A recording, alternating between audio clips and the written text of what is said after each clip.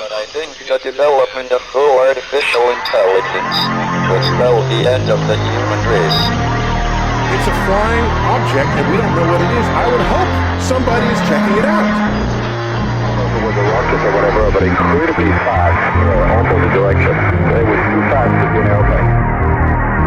I'm glad the Pentagon is looking at this, because if it poses a threat, I want them on top of it. Well, the craft generates its own gravitational field. You said there's lights in the sky? The internet has become the command center for criminals and terrorists. 911, what's your emergency? I need help, please help me!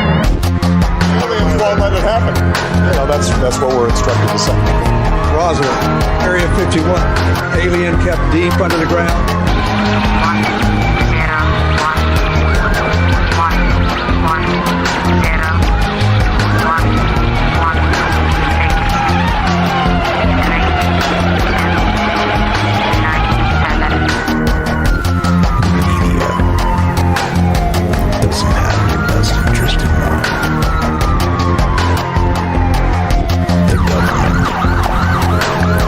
self-serving. You're here for a reason. You're listening to Troubled Minds Radio.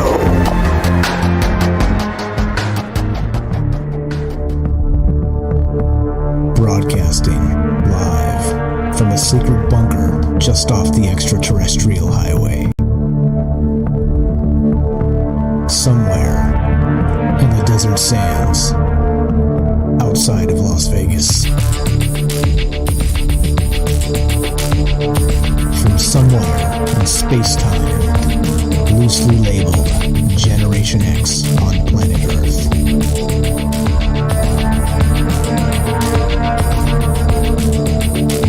And asking questions of you in earnest into the digital darkness. Good evening and welcome to Troubled Minds Radio. I'm your host, Michael Strange, and hello to all of you whom may also have troubled minds. What's up? It is go time. This is the show where we get together Monday, Tuesday, Wednesday, Thursday, 7 p.m. Pacific, and we talk about all the things we're not allowed to talk about.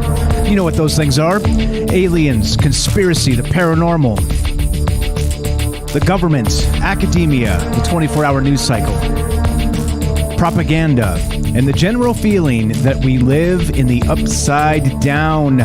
We are live as usual and taking your phone calls and reading all the chat. We're streaming on Rockfin, DLive, YouTube, and Twitter. And of course, we are broadcasting live on the Fringe FM.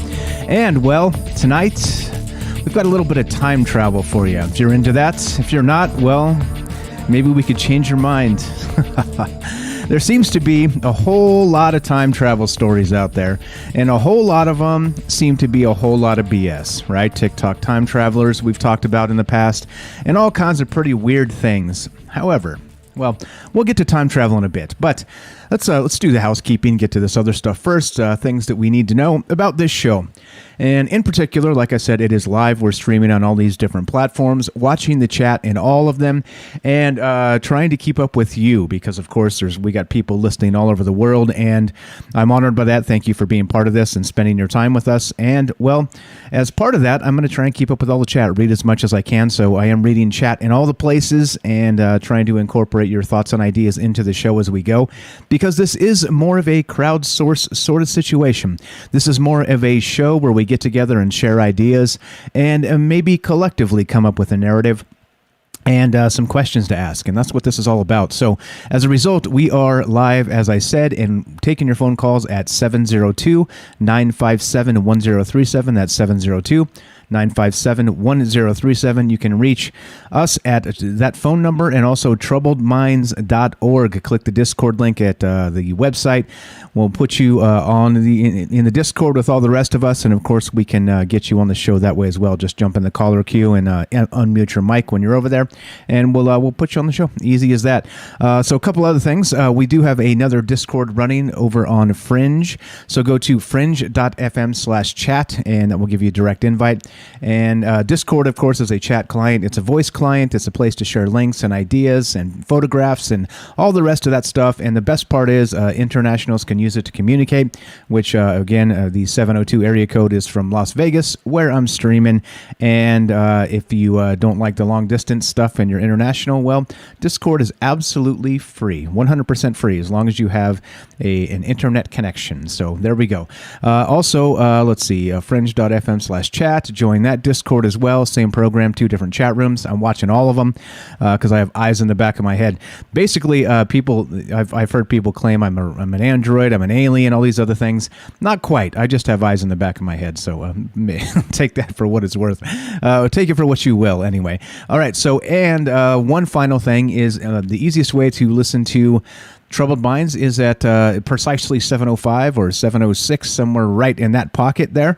Just smash the play button on the Fringe app. You can download that at any app store, of course, iTunes and Android, and that's what's going on. So I think that sums it up. I think that gets us to where we need to be, and well, yeah. So a lot of news today, a lot of stuff coming out. Shout out to Matt in California out there for, in part, inspiring this show by sharing links in the Discord, and lots of other folks out there as well sharing links constantly and giving me ideas to talk about amazing things, and that's what we're going to do tonight. So, so we'll start with this other one first, all right? But then we'll get to Nikola Tesla tonight.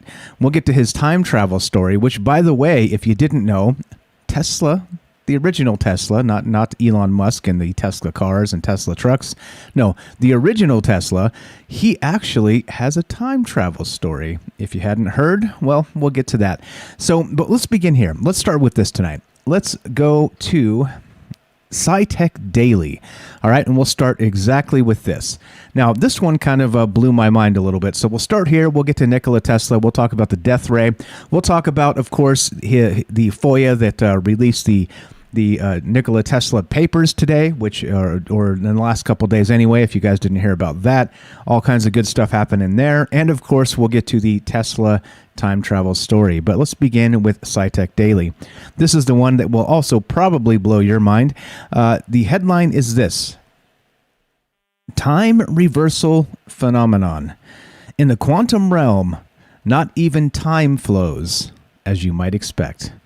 All right. And we've talked about this in the past, actually, how maybe parallel dimensions, the laws of physics possibly break down and don't actually react the way you would expect them to, okay? Because for whatever reason, kind of the polarity of things with, a positive and negative charge and batteries and things like this, electromagnetic fields. And, well, all the rest of this, it seems like if you have two universes next to each other, 2 parallel universes, string theory, of course, that maybe one of those parallel universes, clearly not ours because we operate on the Newtonian physics and the Einsteinian physics, as we know, but the one universe over might actually have time running backwards, and all of the actual laws of physics as we know them be completely upside down, the literal upside down, as it were. Okay, so then we go, so there we go. There's one idea. We've talked about that in the past, all right?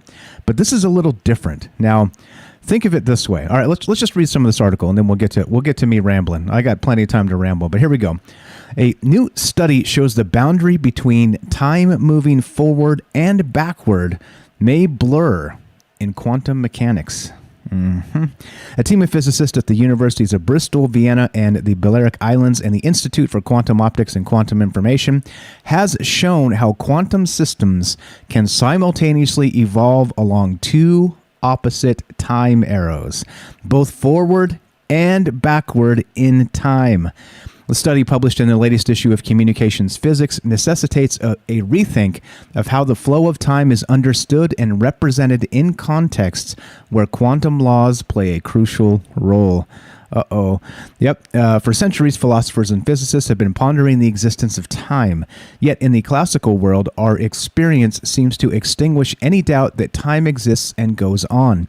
Indeed, in nature, processes tend to evolve spontaneously from states with less disorder to states with more disorder, and this propensity can be used to identify an arrow of time. In physics, of course, this is described in terms of entropy, which is the physical quantity defining the amount of disorder in a system. All right? You got all that? Now, this is where we begin tonight. This seems a little strange. Now, of course, the quantum world is it's tiny, right? So we are made up of the quantum world. Okay, they talk about in this article the classical world, which is us, right? It's the macro world. It's where we exist in this time frame, this human perception, consciousness, whatever this is, right? And we've talked about consciousness a lot on this show. And if there is, or not time, let's say about reality, if there's an actual objective reality, or if all of this, whatever we see around us, so you hearing me right now through this digital darkness that goes out and digitized, and my voice comes through the microphone and finds you wherever you're at right now, all of this reality may or may not even be as we expect, meaning that subjectively, the human brain tries to put together a coherent narrative, all right? A coherent picture of a reality so we can understand it and live in it and even thrive in it, okay? But it doesn't necessarily mean that the human perception of whatever this is, whatever reality is, it does not mean the human perception of this is accurate at all. It just means it's filtered through a human lens of sorts, right? Through our brain and through our experiences and through time as we experience that. And so the weird part here is that not only do we have this, quantum sort of flux, I guess you could call it a flux phase of things moving back and forth in time. So okay, it's just quantum physics. I know, like a lot of folks, this makes your eyes glaze over, but the quantum world is pretty incredible. There's a lot going on with it. There's something called superposition, where a particle, the wave-particle duality bit, where superposition can actually be sitting in a spot where they can do both, depending on whichever is needed next, and also kind of highlighted by the Heisenberg uncertainty principle, which of course is just the exact same thing, where you can't actually ever predict where a particle will be in a particular moment because it's always bouncing around, sort of teleporting. And so you have some of this stuff happening in the quantum world, right? So not only do you have these particles that kind of won't stay still, they're just bouncing all over the place. We can't even measure them, and then once we do, sometimes they're particles, sometimes they're waves. We have all kinds of this weird stuff happening with photons and the rest of this in the quantum world, but this is the weird part. It gets even more weird than that. So think of it in terms of us, right? So just, touch your arm. That's the quantum world, except, you just can't see it. It's operating inside of us, inside of everything in the universe at all times, as far as we're aware, according to the quantum physics as we understand it. But all these particles are not static. They are constantly on the move, and again, until you measure them, you don't even know if it's a wave or a particle. And so again, you have this super weirdness happening with this superposition. You have the Heisenberg uncertainty principle, and then now let's add this on top of all of that, which of course means that not only do we have these particles that can attain this superposition until measured, of course, and then they have to decide one way or the other, which again leads us to the possibility of a matrix-like world, right? Like an actual world where we live in a simulation because of the computer hasn't decided what it's going to do with the pixels yet until we observe them, and then they decide, right? Maybe something like this. So all of that aside, right? Other than the Heisenberg uncertainty principle, superposition, and these particles just bouncing around, it's in us. It's in everything: the desk, the chair, the tree, even the rock, as Yoda said in Empire Strikes Back. It's like the Force, right? The Force, it flows within you, right? Except the Force in this case is this quantum world, and it's what we're made up of. It's what everything's made up of. Now, if we're talking about these quantum particles and they bounce all over the place like this, and they're very hard to measure because of this instability, I guess you could say, at least according to the classical world, the realm that we live in, this larger macro world. Now you go to this SciTech Daily, and you look at what's actually happening with not just these things bouncing around. Now they're kind of flowing back and forth freely in time. In time, people. In time. Yes, like time travel time. Like it is wild what's going on with this. Okay, so now so think of the quantum world as it exists, as we understand it now. There's all that happening, but now let's add this wrinkle to it. And this is, again, time reversal phenomenon. In the quantum realm, not even time flows as you might expect. And let's get to the rest of this as this goes. This gets a little bit nuts, right? So Dr. Julia Rubino from the University of Bristol's Quantum Engineering Technology Labs and lead author of the publication said this, quote, "If a phenomenon produces a large amount of entropy, observing its time reversal is so improbable as to become essentially impossible. However, when the entropy produced is small enough, there is a non-negligible probability of seeing the time reversal of a phenomenon occur naturally. All right? So what is going on? So we're talking about in the quantum world, these particles in small doses are not only moving forward in time like us, and who knows about the measurability of that. Maybe they're actually moving faster than us and time traveling forward ahead. It's unclear according to this paper, but they have determined that at the same time, some of these particles in smaller entropy situations actually can travel backward in time, which means, think of it this way. Once again, we're talking about the quantum world, the entire quantum world, all right, which is everything, which is all the particles of everything, like I stated. But the thing is this. If we already have this superposition and this instability of the Heisenberg uncertainty principle, and these things bouncing all over the place constantly, we can't measure them, we can't pin them down, we can't do any of this. Now add this to that equation. And we have these particles not only possibly moving forward in time ahead of our own time space in minuscule amounts, also moving backward in time.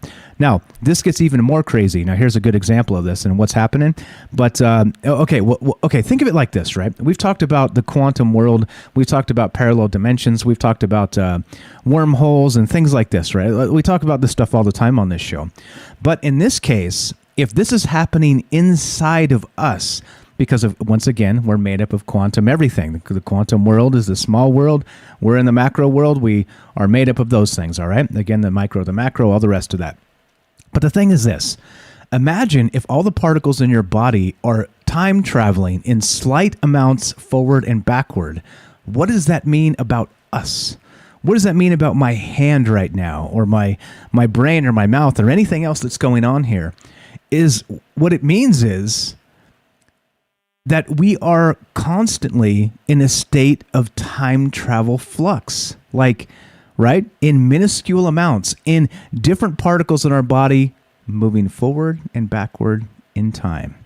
All right? Now, does that make any sense? Of course it doesn't, because quantum mechanics makes no sense. It doesn't make any sense at all.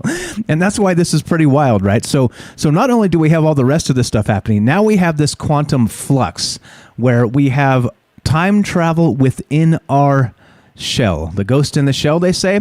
Maybe the ghost is the time travel particles going back and forth. But anyway, listen to this. This is again from Dr. Julia Rubino from the University of Bristol's Quantum Engineering Technologies Lab. This is the quote. She continues. We can take the sequence of things we do in our morning routine as an example. If we were shown our toothpaste moving from the toothbrush back into its tube, we would be in no doubt it was a rewinded recording of our day. However, if we squeezed the tube gently so only a small part of the toothpaste came out, it would not be so unlikely to observe it re-entering the tube, sucked in by the tube's decompression. Which means, of course, time travel. We're talking about time travel. And yes, on the quantum level and in small amounts, but if that's the case, And if every single thing in the entire universe, as far as we're aware, is built on this quantum principle, then we're saying that we are constantly, our entire state of being, our consciousness and everything is moving slightly in time. And you would expect, right? Because all these particles, they're all linked together to create larger things like us and the rest of this. However, well, all these particles are different as well. And so does that mean part of us is constantly in the future and part of us is constantly in the past? And it's changing and bouncing around like these ping pong balls like we're talking about with the Heisenberg uncertainty principle and this superposition and everything else? Well, I don't know. I don't know, but it is pretty wild to think about.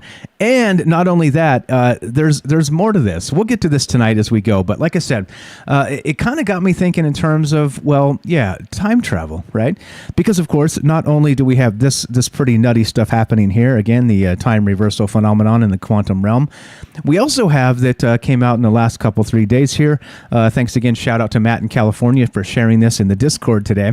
Well, the famous or infamous papers of Nikola Tesla that were seized by the FBI have come to light via a FOIA, which is a Freedom of Information Act request.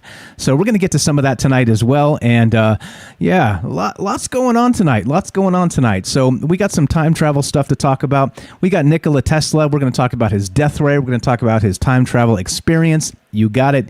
He did have a time travel experience with Nikola Tesla. From his own words, by the way, this isn't a secondhand account. And, well, I don't know. What's going on with this? You tell me. I have no idea. I'd love to hear your thoughts regarding this as we keep going tonight. 702-957-1037. That's 702-957-1037. And yeah, well, the quantum world seems to be a crazy place. Uncertainty principle indeed. Well, how about uncertainty and time travel principle? So not only are these tiny particles bouncing around, we can't even measure where they're at from one moment to the next or even predict where they're going to be. Well, could that now be because they're actually time traveling? They're actually time traveling. Yes, I don't know, right? So again, this is science. This is breaking news. This is from November 26th. It's just a day or two ago, and these are scientific papers that have hit the scientific world recently. And so that's the thing here. So given all of this stuff, what does it mean? What does it mean for us? What does it mean for time travel? What does it mean for things like, I don't know, let's say deja vu or the Mandela effect? What does it mean for the idea of a broken timeline? What does it mean for all of this? It certainly seems that, the quantum world is super weird. And what all this means is we probably understand less than we did yesterday because, of course, like I always say on this show, after you spend 3 hours talking about a particular thing, I don't think any answers seem to come to light. It seems like that by the time you're done, you're like, okay, now I kind of maybe start to understand it, but now I just have more questions. And that's what happens on this show. So the question tonight is this. Do you think, we live in that constant state of quantum time travel flux, which would mean we're time traveling all the time. Of course, forward and backward in this shell. The ghost in the shell, well, maybe it's us, time traveling constantly. And maybe it can explain things like deja vu. Maybe it can explain things like ESP. Maybe it can explain things like the Mandela effect. Or, well, who knows? I have no idea. Like I said, this is not the answer show. This is the question show, and that's what we're doing tonight. So that's the questions there. And can all of this actually become part of a broken timeline or influence it or create it in somehow or some manner? So we're going to talk about Nikola Tesla tonight, time travel, and a bunch of other stuff. And of course, 100%, I'd love to hear your thoughts. If you want to be part of the show tonight, you know what to do. Give me a call. 702-957-1037. That's 702-957-1037. We're talking about Nikola Tesla, the death ray, his time travel experience. We are talking about, yeah, that's right, quantum tunneling, time travel, superposition. There's too much to explain. Let me sum up. All right, love to hear your thoughts on this as we come back. I'm going to take a quick break. You're listening to Troubled Minds. I'm Michael Strange. Don't go anywhere. More time travel, Nikola Tesla, and you when we return. Be right back.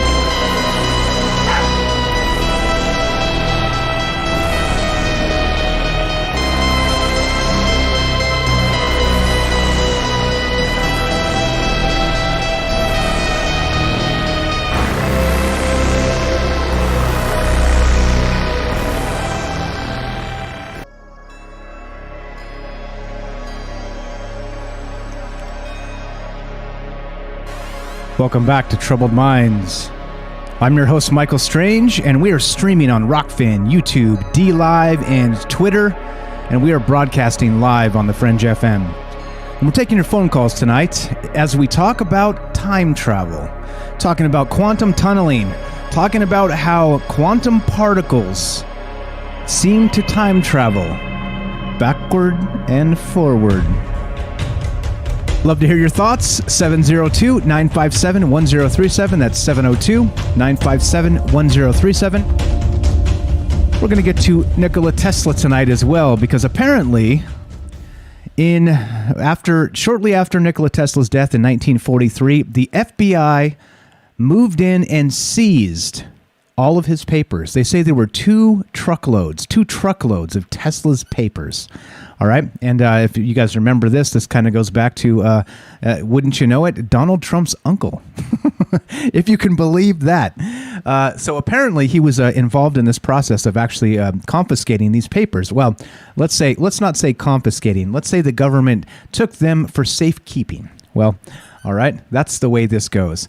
And so, some of those papers, right, that's one of those conspiracies that goes way back. And it's like, well, the government swooped in, they stole Tesla's papers, and what were they trying to do, right? What were they trying to cover up? There's this talk of free energy, there's talk of all of this stuff, right? And so what does this mean?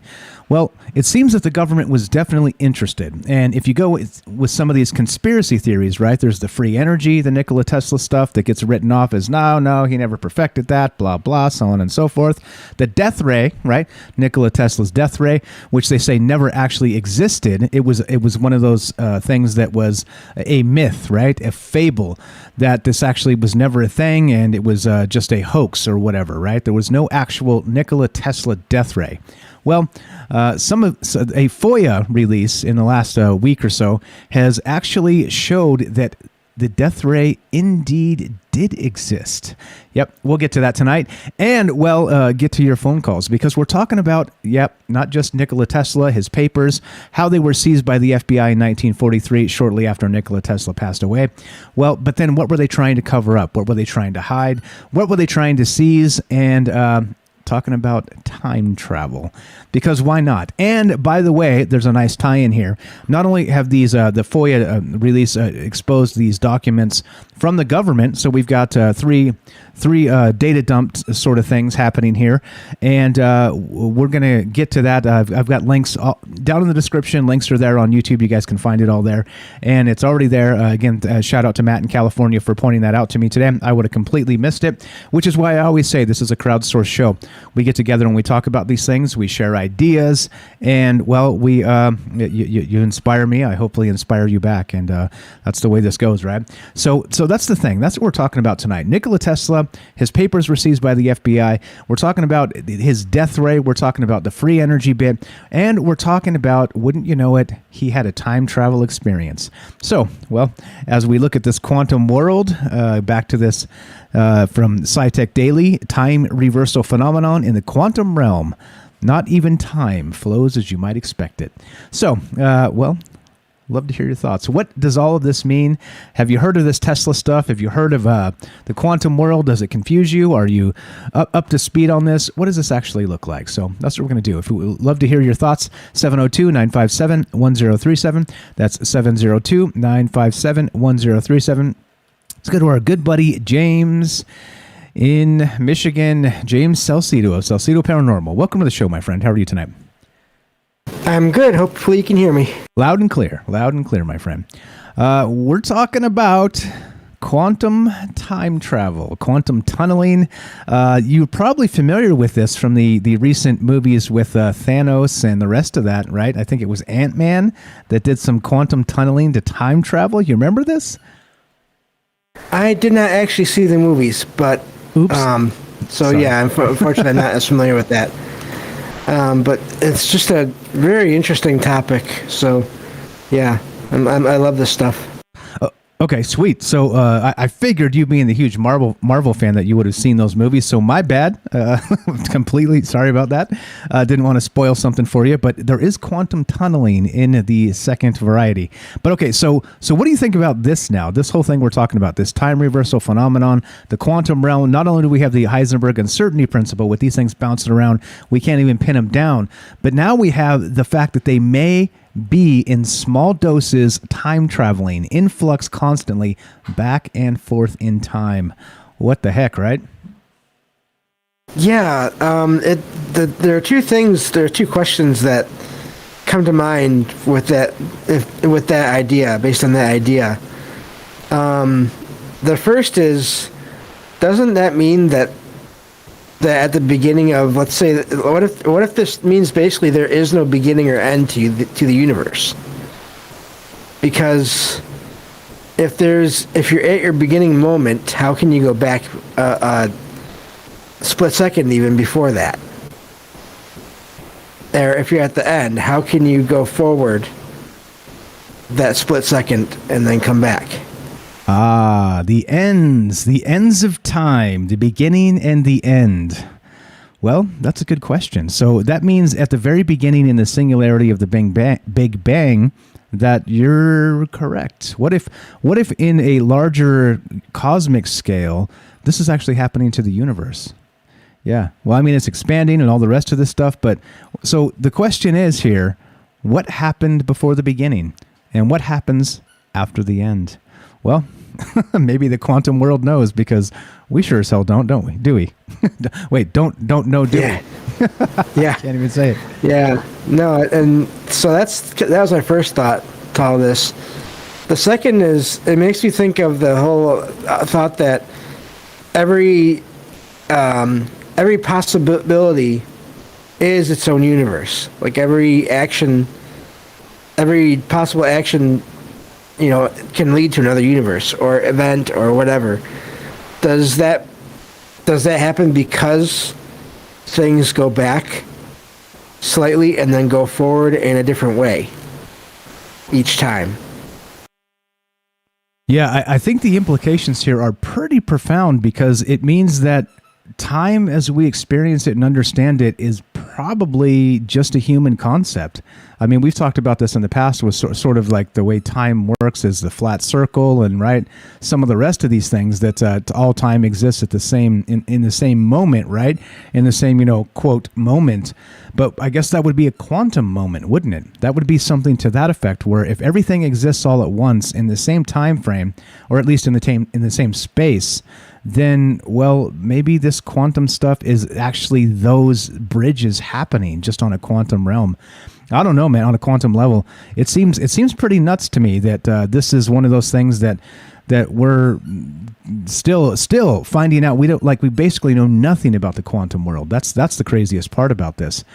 I don't know. What do you think about that ghost in the shell sort of situation? If we're made up of these quantum particles, and they're always in flux, not just in motion, in superposition, back to the particle wave duality, but now also they're even fluxing in time forward and backward, even at random, or who knows, maybe it's not random. Wouldn't that be even more weird? But Does that mean we're sort of in a temporal distortion ourselves constantly, right? Like we got 1 foot in the future and 1 foot in the past. Yeah, and it's so funny. I mentioned this in the chat too, how in at least in Star Trek that I know of, but probably in other fictional, quote unquote, fictional universes too, that there's a name for that, and I forget now who said it in the chat, but temporal flux, temporal FL.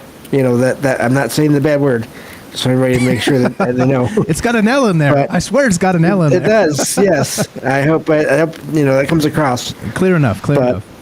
Okay, but yeah. So okay. So what is temporal flux then? At least describing this in a, let's say, a Star Trek sense. Can you explain what this means then? I think it's basically what this theory says, which is that time basically is not the same. It's you're going forward or backward through time. Sometimes even both, going forward and backward. Again, it's just a matter of, we don't know how much or what kind of patterns there are to this. But that's basically the theory, which is really interesting. That another thing from a fictional show is possibly being proven to be, or at least theorized to actually be real at this point. Yeah, it seems wild. It seems wild that we are maybe in that, let's say, a temporal flux, not just within us, but that means we're sort of in that. I don't know. So we talked about, you've got a paranormal podcast, by the way. If everybody doesn't know, follow James at Salcedo Paranormal. Link is in the description down below. You talk about paranormal stuff 5 nights a week. Now, how does this change that? Does this mean that we're the ghost in a temporal flux?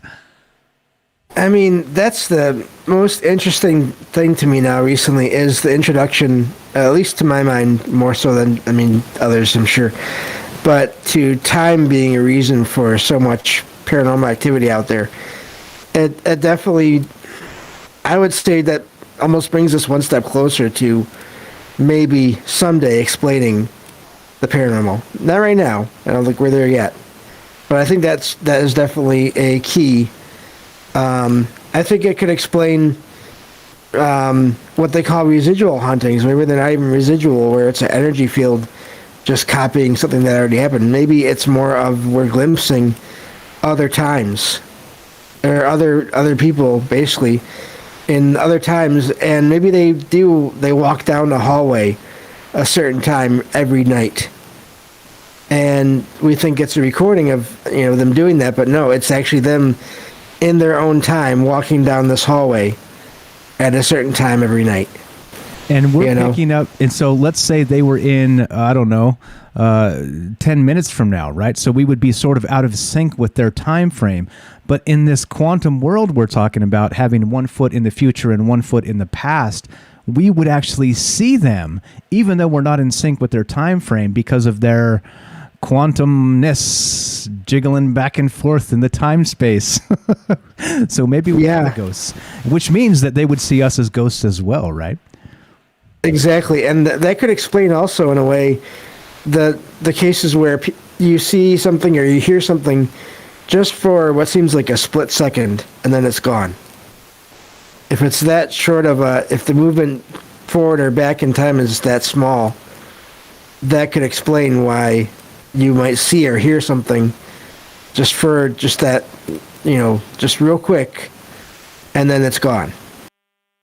Exactly. And so, that means that in this temporal flux, right? Whatever this is called, we're going to roll with that because it sounds fantastic to me. This wherever we're at in this time space realm of temporal flux, 1 foot in the future, 1 foot in the past, it certainly means that the reality as we know it is not like we ever imagined. I think we can probably both agree on that 100%, eh?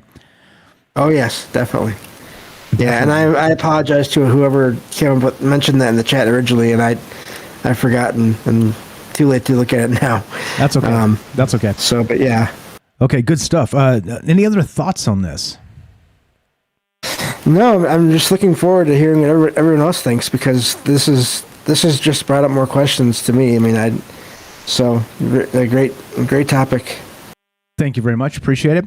Thank you for the call. If everybody loves paranormal stuff, and you absolutely do, because that's why you're here, well, James here runs a podcast called Salcedo Paranormal. He does paranormal stuff 5 nights a week, and go give him a follow. Link is in the description below, Salcedo Paranormal. Thank you, James, my friend. I appreciate the call. Appreciate your input. Good stuff. Good stuff. Yeah, thank you. And just so everyone knows, I'm going to be having Derek, the Night Stalker, on Friday. So... Nice. Just for those of you who are fans, as I am. Nice, nice. All right, looking forward to that. I will not be doing Troubled Minds on Friday, so you'll probably see me there.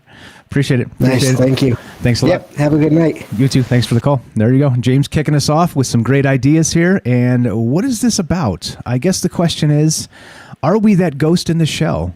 Right?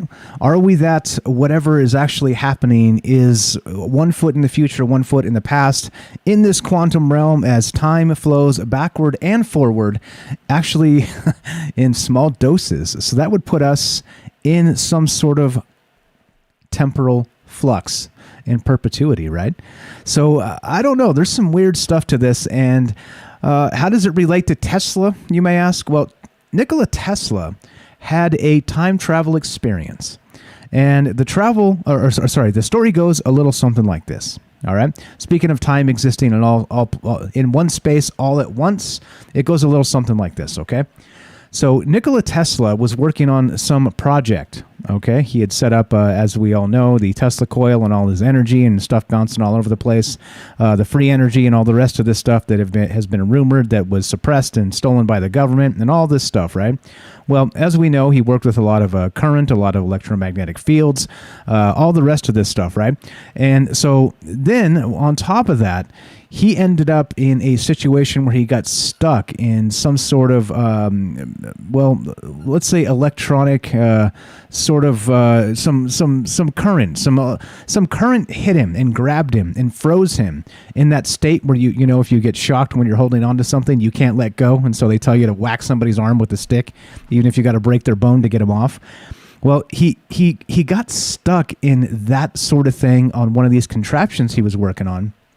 And not only that, his assistant actually came in and noticed it happening and had to save him by shutting the device off. So he may have actually died in that moment had his assistant not been there to save him. That's how this story goes, right? But then the thing is, on top of that, when he came out of that, he was rattled, shaken for weeks, if not months, because not only did he realize he almost died in that moment, but he also described that moment as everything. Meaning, you know how we describe, these near-death experiences, how your life passes before your eyes, this type of thing, right? You experience everything in a super, super quick moment. Well, he experienced that, but it was not just his life. It was the entire universe. From beginning to end, all places, past, present, and future, he experienced in the same moment when he was stuck inside of that electrical contraption he was working on. And again, he probably would have died if his assistant hadn't come in and shut the machine off and saved him. And so, of course, not only did he have a near-death experience, it seemed like he had locked into, what do we call it? The Akashic Record. He had locked into all the knowledge of the universe from the beginning to the end. And he still, to the day he died, he stuck with that story. He didn't change it. And he was also a believer in the fact that he wasn't actually creating the things he created. They were giving them to him. All right. There was some sort of download of information to him from some unknown source. And there's a quote there. I'll pull that quote up a little bit later where he's describing whatever this source is. But that's what we're talking about tonight. We're talking about Nikola Tesla. We're talking about his time travel experience. We're talking about this quantum what do we call this? This temporal flux. All right. So this temporal flux, again, like James was describing there, is the stuff of science fiction. You see this as a plot device in Star Trek, right? Maybe you get kind of bumped into the next time frame and there's nobody there. You're on the Enterprise, but there's nobody around you. Well, because you're bumped out of phase, out of the time phase. You're still in the same space, which would be the ship or the house or the street or the place you're in. But because you're bumped out of phase, nobody's there. Or only other people are there that are stuck in that same phase with you, right? Well, that's what we're talking about. Temporal flux. Temporal flux. I don't know. Love to hear your thoughts on this as we keep on trucking tonight. As you know, taking your phone calls, 702-957-1037. Let's go to Joseph in Iowa. What's up, Joseph? Welcome to the show. You're on Trouble Minds with Mike. How are you, my friend? Hey, how's it going? Pretty good. Go right ahead. What are your thoughts here?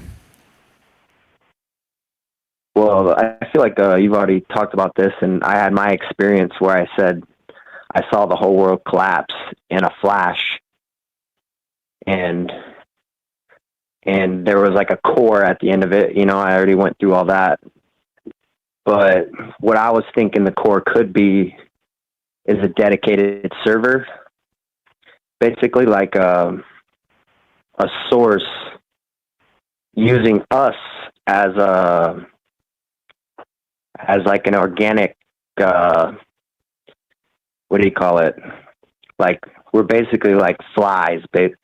We're just, I don't even know how to really explain it, but it would be something that could survive the end of time. And if something could survive the end of time, it could collect, like you could tap into it in the beginning of time. You know, it would just be there, you know, like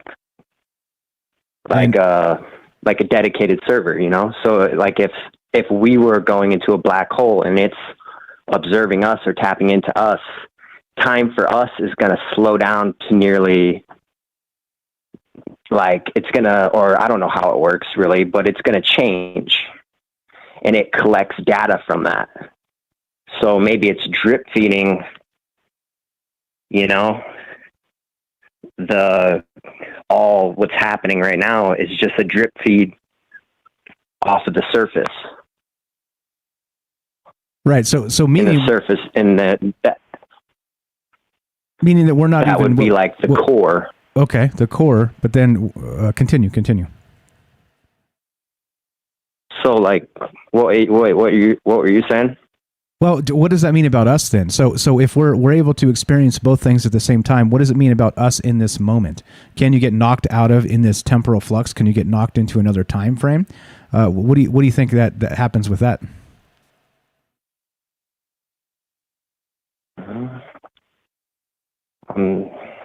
I'm not sure if you could just get knocked out of your physical body, at least, but I'm sure there's a way to definitely see the future and see the past with machines and technology in the future. Like, you could definitely use your sci-fi imagination and do some stuff with that, I think. Yeah, 100%. That's where we're at. We're talking about temporal flux, and we're talking about how the quantum world seems to suggest this is not just a reality, but it's our reality. Pretty wild stuff. What else? What we got you on, my friend? We got about 1 minute left. I mean, yeah, that's basically it. I wonder if you see, like, if you're able to see everything, like the whole world collapse and all that. I wonder if that means you're like tied to the end, and maybe everyone, we have to all be tied to the consciousness in some way, even though some people operate like differently. For us to make it and be this similar, everyone's like a Nikola Tesla. Okay. All right. Fantastic stuff. Really. Fantastic stuff. I appreciate it. Joseph and Io, great stuff as always. Thank you for sharing your experiences. Thanks for sharing your theories. Fantastic call. All right, man. Have a great night. Thank you very much. There you go. Simple as that. Phone lines work. Thank you, James. Thank you, Joseph, for getting us kicked off tonight. We're talking about temporal flux, and not just a temporal flux. We're talking about it in terms of science, how they've discovered. Yeah, that's right. That's right. At the quantum level, particles not only seem to be able to bounce around with the Heisenberg uncertainty principle, immeasurable until measured, quantum particle wave duality. Well, on top of that, it gets even more weird, because not only are they bouncing around immeasurable until we pin them down and actually measure, now we're finding out that, yep, these particles in small amounts with tiny amounts of entropy are able to travel back and forth in time. That's right. The quantum world is us. We are the quantum world on a macro level. So does that mean we are in a constant state of temporal flux? You tell me. Love to hear your thoughts on this. 702-957-1037. That's 702-957-1037. This is Troubled Minds. I'm Michael Strange. More Temporal Flux, Nikola Tesla, and you after the break. Be right back.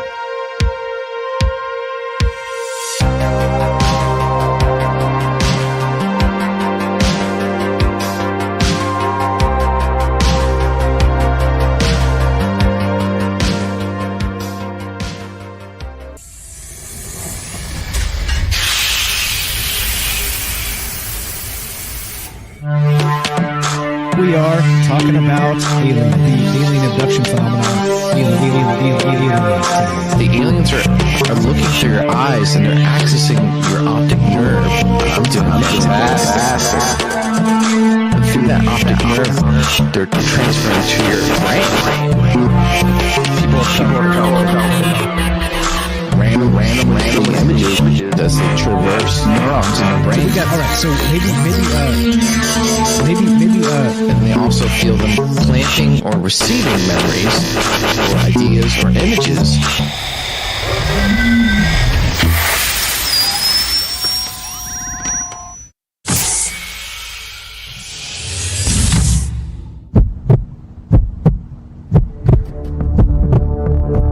Broadcasting live from a secret bunker just off the extraterrestrial highway.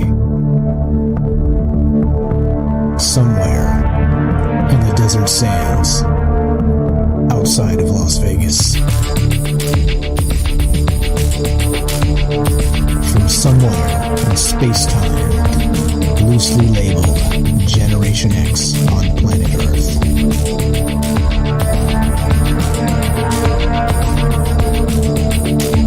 And asking questions of you in earnest into the digital darkness. good evening and welcome to Troubled Minds Radio. I'm your host, Michael Strange, and hello to all of you who may also have troubled minds. This show's live. We're doing this. We do this Monday, Tuesday, Wednesday, Thursday at 7 p.m. Pacific, and we do it on Rockfin, DLive, YouTube, and Twitter. And of course, we broadcast live on the Fringe FM. Taking your phone calls tonight as we discuss, that's right, the temporal flux. Thanks, James, for the term temporal flux. We're talking about Nikola Tesla. We're talking about the documents that were seized from him just after he passed away in 1943. We're talking about his time travel experience. And does this all fit together? Are we as people caught in a temporal flux, 1 foot in the future and 1 foot in the past?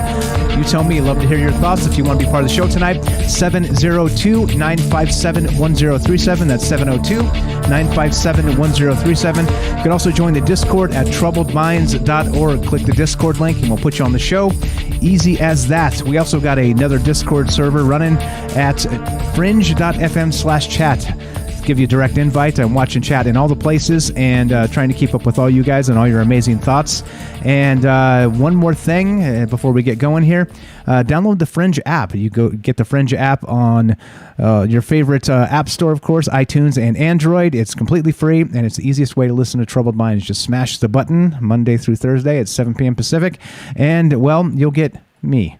And, of course, you'll get all the rest of the amazing stuff that's happening on Fringe on a daily basis as well. So, all right. So what we're talking about tonight is this. I see you, Matt. We'll get to you in just a sec. See you on the phone line there. All right. So this, right? We're going to start here again. Just reframe this as this. SciTech Daily reports time reversal phenomenon. In the quantum realm, not even time flows, as you might expect. All right. And so, of course, there's a lot here, right? A team of physicists at the universities of Bristol, Vienna, and the Balearic Islands and the Institute for Quantum Optics and Quantum Information has shown how quantum systems can simultaneously evolve along two opposite time arrows, both forward and backward in time. And what that means is, just like I described, the entire quantum world is what we're made up of. Not just me, not just you, every object in the universe as we understand it. And if that's the case, that means every single thing is in a constant temporal flux because, well, these quantum particles are not only, as we described, the Heisenberg uncertainty principle, superposition, and the rest of this. Well, the next step is they're bouncing all over the place. They're immeasurable until we pin them down and actually measure them. Particle-wave duality. Is it a particle? Is it a wave? All of this, right, was weird enough with the quantum world. But now it's described like this. Yep, you got it. Small doses of entropy. If the phenomenon produces a large amount of entropy, this is from Dr. Juliana Rubino from the University of Bristol's Quantum Engineering Technology Lab. She said this: if a phenomenon produces a large amount of entropy, observing its time reversal is so improbable as to become essentially impossible. However, when the entropy produced is small enough, there is a non-negligible probability of seeing the time reversal of a phenomenon occur naturally. Naturally. That's right. Meaning time travel happens naturally in small doses in the quantum realm. All right. And it's constantly happening. All right. So here we go. Quote, we can take the sequence of things we do in our morning routine as an example. If we were shown our toothpaste moving from the toothbrush back into its tube, we would be in no doubt it was a rewinded recording of our day. However, if we squeezed the tube gently so only a small part of the toothpaste came out, it would not be so unlikely to observe it re-entering the tube, sucked in by the tube's decompression. And so what that means is, well, it sort of means everything, doesn't it? It sort of means that not only, well, is the quantum world even crazier than anybody ever could have imagined, we're made of the quantum world. And so if these particles inside of us are bouncing around, not only particle wave duality, superposition, the Heisenberg uncertainty principle, well, what about this now? And these things are constantly time traveling, influx, back and forth, in and out. And, well, what does it mean for us? Are we in a constant temporal flux? Thanks, James, for the term, because I guess that's what this means, right? I don't know. So love to hear your thoughts on this as we do this tonight. And if you want to be part of the show, one more time, 702-957-1037. We'll get to Nikola Tesla and the death ray in just a moment. But before that, let's go to Matt in California. What's up, Matt? Welcome to the show, my friend. How are you tonight? Good. How's it going, Mike? Doing very well. Thank you for sharing that Tesla article with me. It's one I missed, and I think it's pretty critical to the story tonight. Don't you agree? Yeah, I always like talking about Nikola Tesla. He was really a smart guy, and he did a lot for science. 100%. And not only that, go ahead. Yeah. Continue. I think he was really misunderstood. And I think he knew a lot of things that we need to. I like that they released the documents because I want to look at what he was working on. I find it funny that they took it away. They were like for the safety of for our safety, so his work doesn't fall into the wrong hands. Right. Dr. Evil's going to pick up the Tesla papers and fire up the death ray, right? Exactly. So I always wondered if people are working on, if they have a team of scientists working on his work now, and they've had it and they're working on it, but they just can't figure it out. Maybe he had some sort of missing component. One thing he needed to finish his, whatever he was working on, the free energy. He had like one thing he just needed one component that he couldn't figure it out. So something like that. But I want to talk. Nikola Tesla. He talks about the law of vibration. He says, he has a quote. It's like, if you want to understand the universe, you got to understand vibrations. And all jokes aside, I want to talk about the law of vibrations and things of the quantum world. Sure, go right ahead. This is in Hermetic philosophers were talking about this, thousands of years ago. They're talking about the law of vibration. The law of vibration states that nothing rests, everything moves, everything vibrates. Everything is always moving and vibrating all the time. So everything we see, when you see like a wall or whatever, we think it's standing still, but it's not. And the ancients knew this before the discovery of atoms. But once scientists caught up and found, atoms, and then they found the electrons and things, around the atom, they started to realize that there's still space between those atoms.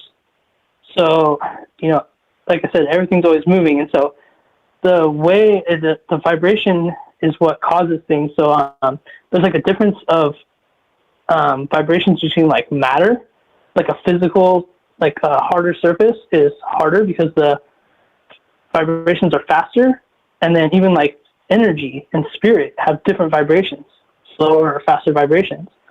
And then we throw the time thing into there, and that's where it gets kind of weird.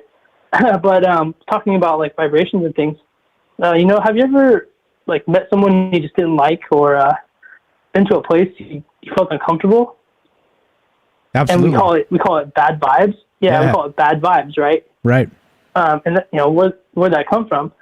That's really what it is. We're picking up on the vibration of the person or the place. And so everything has different vibrations.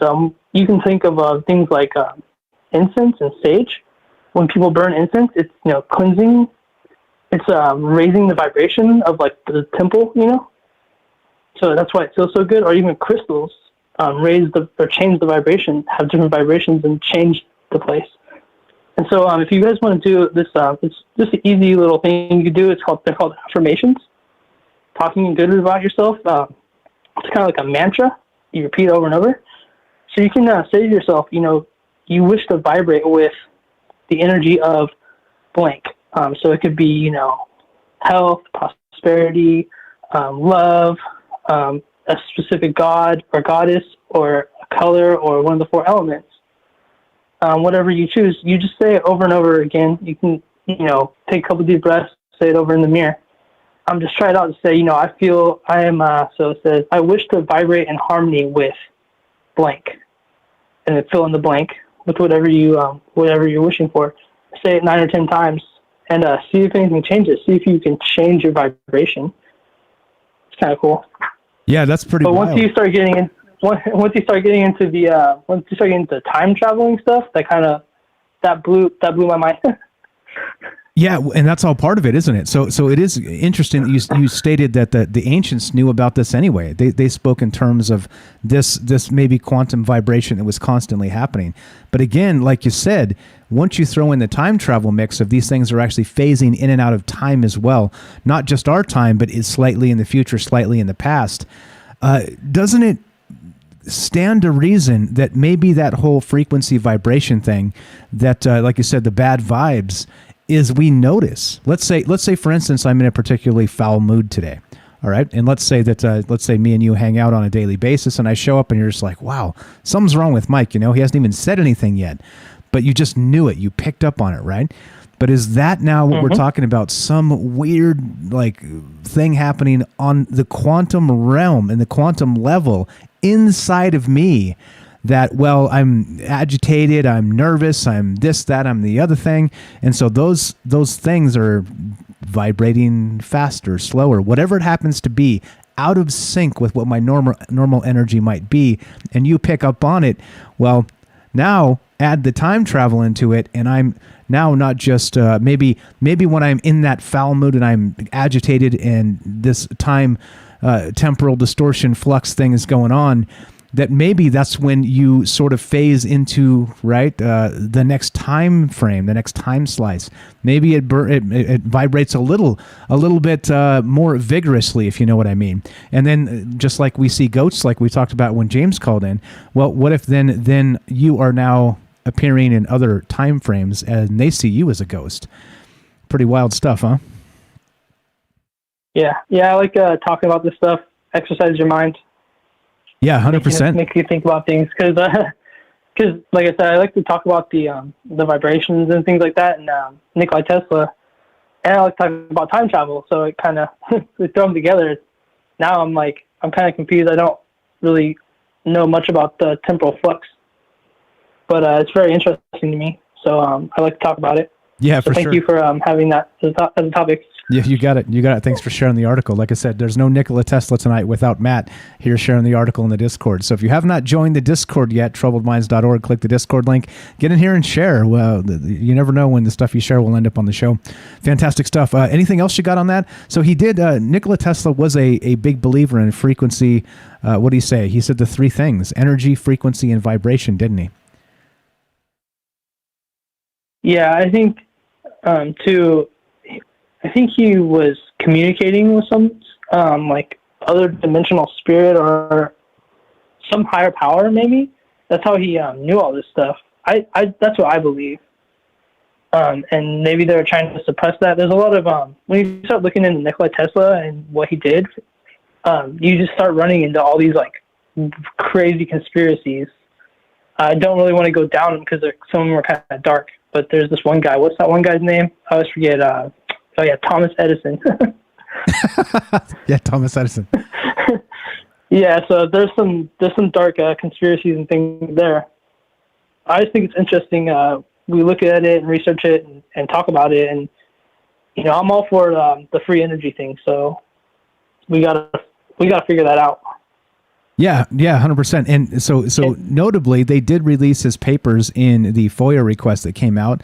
So there's some missing though, of course, as you would expect, right? So they said that when he passed away in 1943, that they took 2 entire truckloads of Tesla's papers. And so on the FOIA here, let's go to the FOIA real quick. You can see this. It's vault.fbi.gov/Nikola-Tesla. There's 3 documents that they've released, which of course doesn't seem like it's 2 truckloads, but at least it's a start. And by the way, it confirms the death ray. Matt, did you catch that in these? I don't know if you read any of the documents or in that article at all. I read the article, but I kind of skimmed through some of the documents. It's hard to read on a phone. Yeah, you have to look at it on a computer. Yeah, totally. I was at work. But yeah, that's interesting. Go ahead and go with that. That's interesting too. Okay, well, we'll get to the death ray. He invented a lot. Yeah, he invented a lot of crazy stuff, like stuff that we use still to this day. Exactly. And if that free energy got buried, well, we're still waiting for the free energy. But yeah, go ahead. Yeah, and it's interesting is 2 truckloads. How they just showed up. They're like, we can't let this fall into the wrong hands. We need it, and took it away. And then they released a little bit at a time. But I guess the question would be, why now? Yeah, that is a good question. Why are they releasing these through the FOIA? Especially, we're talking 1943. He passed away. They didn't even implement the National Security Act till 1947, and so they still kept this under lock and key until now. Now, I mean, we're talking like this week. It doesn't make any sense. Clearly, there's a cover up here, and I think the conspiracy holds 100%. What else you got, my friend? I just want to say, like talking about Nikola Tesla. I know you guys do too, so just keep on researching. Right on. Thank you, Mike, for having me on. You got it. Appreciate the call. Matt in California, thanks for sharing the link. Thanks for inspiring the show. Have a fantastic night, my friend. You too. Good night. Thanks a lot. There you go. Simple as that. You guys want to be part of the show? We're talking about time travel. We're talking about the temporal flux that, of course, is, well, all but confirmed by a paper that came out this week. And literally the same week, you guessed it, FOIA documents came out about the missing Tesla papers. Yep, not the Elon Musk Tesla, the Nikola Tesla. And as the story goes, he passed away in 1943, and the government moved in with Donald Trump's uncle, of all things, which kind of fits into a whole other conspiracy that Donald Trump is a time traveler. But we're not going to do that tonight. But in any case, right, it seems strange that all of this kind of coincided in the same week where they released these documents finally after they seized them way back in 1943, that the exact same time we have this happen. Yep, that's right. Time reversal phenomenon. In the quantum realm, not even time flows, as you might expect. And so what does that mean? I think it means that we're constantly in a state of temporal flux. And of course, that means that we probably can't detect it, at least directly, like Matt was describing there. Maybe we detect those things indirectly through a sixth sense. And notice, just like he described, and he has a great point, imagine you meet somebody that you've never met before, but they just give you a bad vibe, right? What is that? Like it may be the way they make eye contact or they avoid eye contact. It could be some social cues. But what about when there's none of that? What about when you just see somebody walking down the street and they give you a bad vibe? Are you picking up on this temporal flux, that may be agitated, that may be moving. Maybe this particular person seems to be more out of phase with our particular time than you are, and so you pick up on it through this sixth sense, which of course you would expect to have in a quantum world, right, where this stuff is happening on the regular. Well, yeah, I don't know. Just speculating here, just drinking some maybe juice and doing our thing. As Derek out there says, shotgun in the maybe juice, because why the hell not? But anyway, love to hear your thoughts on this. What do you think about Nikola Tesla? And again, we're going to get to his death ray in just a second, those papers that have been released. But we're talking about time travel. We're talking about Nikola Tesla's time travel experience. We're talking about the death ray. We're talking about how his papers were seized just after he passed away in 1943, and how some of those papers have been released this week through the FOIA. Again, why so long? That's a good question for Matt as well, 1943 all the way to now. But oddly enough, in the same week, we get the Tesla papers released. We also get quantum time reversal phenomenon. Weird. Super weird. All right, so that's what we're doing tonight. Love to hear your thoughts. 702-957-1037. Click the Discord link at troubledminds.org. The phone number is also there, and you can find everything you need, Troubled Minds wise, right there on the website. All right, here we go. This is the thing. We're going to do this. We're going to keep on trucking. Let's talk about Tesla's papers, all right, and the fabled death ray. Now, this is a conspiracy theory, okay? This is one of those things that was never confirmed by any documents that anybody can prove or bring up, right? Well, here's one of those stories. The time Nikola Tesla paid for his hotel room with the death ray. This is from mentalfloss.com. And he was known for having he was a very peculiar guy, Nikola Tesla. He was a notable germaphobe. He was didn't like to be around people, didn't like to touch people, had very OCD, had things in all the right place at all the right time. He was one of those types of guys, right? And so not only was he brilliant, he was also a little bit socially weird, as you would expect, right? But that seems to track. And so on top of that, he lived in a hotel room at the Waldorf Astoria, right? And I think that's the name of the hotel. I'll check that in just a sec to make sure I'm not fibbing here. But it's in this article I got pulled up.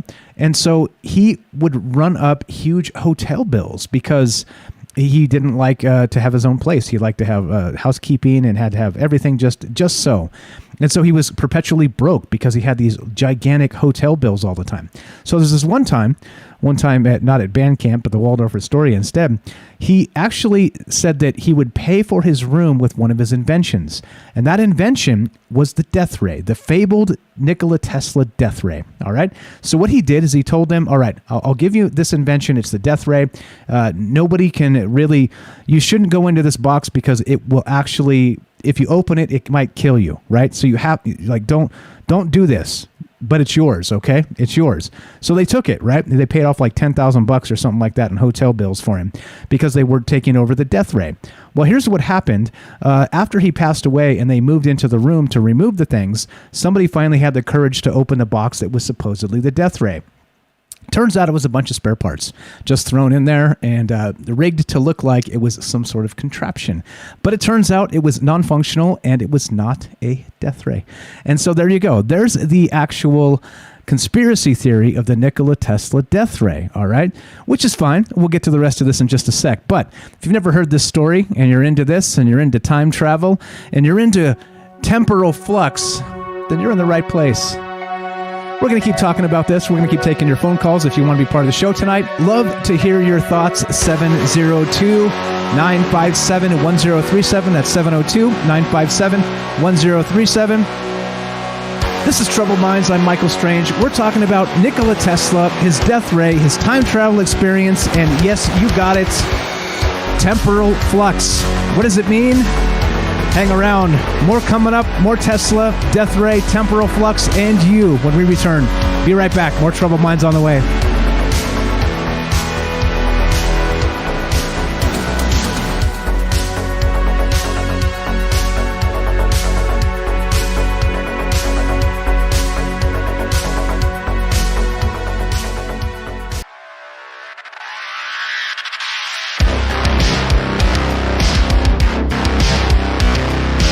Welcome back to Troubled Minds. I'm your host, Michael Strange, and we are streaming on Rockfin, YouTube, DLive, and Twitter, and we are broadcasting live on the Fringe FM.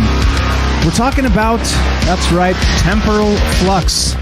What does that even mean? Well, it means that not only do we have the Heisenberg uncertainty principle at the quantum level, the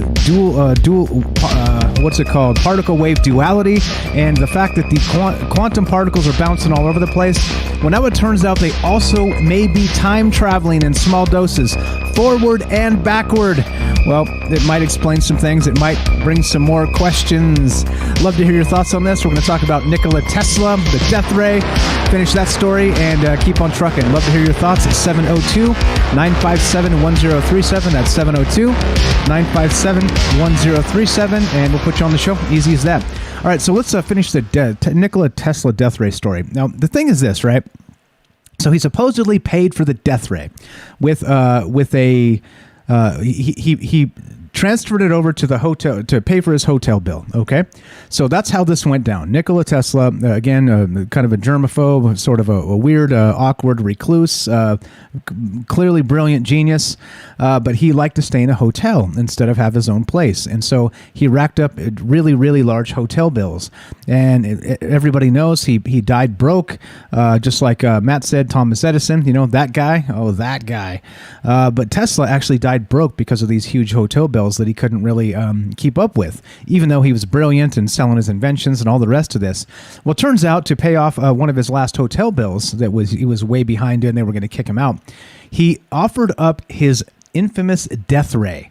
All right. And so the way the story goes is that he told the hotel, okay, I've got this invention. It's called the death ray, and it's super dangerous, and nobody should really play with this, but it's yours. I'll sign it over to you. This will be your thing, and I just want to be able to pay this hotel bill and catch me up and get me square. And so they took the deal, and so they canceled his hotel bill, and they were the proud owner of a Nikola Tesla death ray. All right, so it turns out he passed away. Again, rest in peace. 1943 is when Nikola Tesla passed away. So the FBI moved in and they took his papers, two truckloads worth of papers. All right, which we'll get to in a sec. But the death ray, turns out that finally he told the hotel staff that it was a very dangerous device. You shouldn't open it because you needed special equipment and the rest of this, and he would be there for them. And so the way it worked is when somebody after he passed away, when somebody finally had the courage to open the box, it indeed was not a death ray. It was a bunch of spare parts kind of rigged together to make it look like it was a contraption. They say it was non-functional and it was, not a death ray at all. And so there's the conspiracy, right? The conspiracy is that Nikola Tesla invented a death ray, right? Because of these myths, right? These folklore, right? Word of mouth, hearsay, this type of stuff. And so in this case, right, Nikola Tesla with the death ray was like, all right, well, it seems like a really smart dude, kind of maybe conned him into paying off his hotel bill for a bunch of spare parts. But then also it really began that conspiracy theory that he did create an actual death ray, right? But again, if you kind of dig different corners into the different corners of the internet here and try and find evidence of the Nikola Tesla death ray, it kind of comes up empty. Like there's no evidence of it existing. No, even when they dismantled his projects and the government took them for safekeeping. Wink, wink, safekeeping is what I mean. There was no evidence of an actual death ray, even though there was rumors of, because he had spoke of it and the rest of this, right? So there's that. However, now in this document dump that just happened, because just recently, again, this is from the vault.fbi.gov/Nikola-Tesla. There is documents in here, an actual memo from J. Edgar Hoover discussing Tesla's death ray. So the fabled thing actually becomes a thing with the highest levels of government. J. Edgar Hoover, of course, being the head of the FBI and really the godfather of the deep state, if we're being honest here. Keeping book on presidents and keeping himself in power for way long past his time. Imagine, like I always like to say, Jim Comey, good old Comey. Remember him, that FBI director? He thought he was this guy, J. Edgar Hoover Jr., right? Keeping books on presidents and politicizing stuff and airing their dirty laundry and the rest of this. Well, sorry, Comey. Get owned. Nowhere close. But anyway, so it turns out that the actual documents that were released, again, the links are in the description down below if you want to check this out and actually verify it. And back to this article that described all of this as it happened. This is from, this is from Curiosmos. And this is the article that Matt shared earlier today. Download a treasure trove of secret documents seized by the FBI after Nikola Tesla's death. And so we have this, right? More than 300 secret documents that were seized by the U.S. government after Nikola Tesla's death are now freely available for download. And they got some notable things in here, some new revelations. The batch of documents made available thanks to a FOIA, the Freedom of Information Act, revealed the government interest in the so-called death ray weapon invented by Nikola Tesla. The papers also reveal that Nikola Tesla did not die on January 7th, 1943, as previously believed, but on January 8th, 1943, so they were a day off. And this is the interesting part about the death ray now. The documents available at the FBI's website reveal a plethora of previously unknown information, which has remained a secret for more than 75 years after the FBI seized around 2 trucks of papers and documents belonging to Nikola Tesla. 2 trucks, 2 truckloads. All right. But we have 300 documents.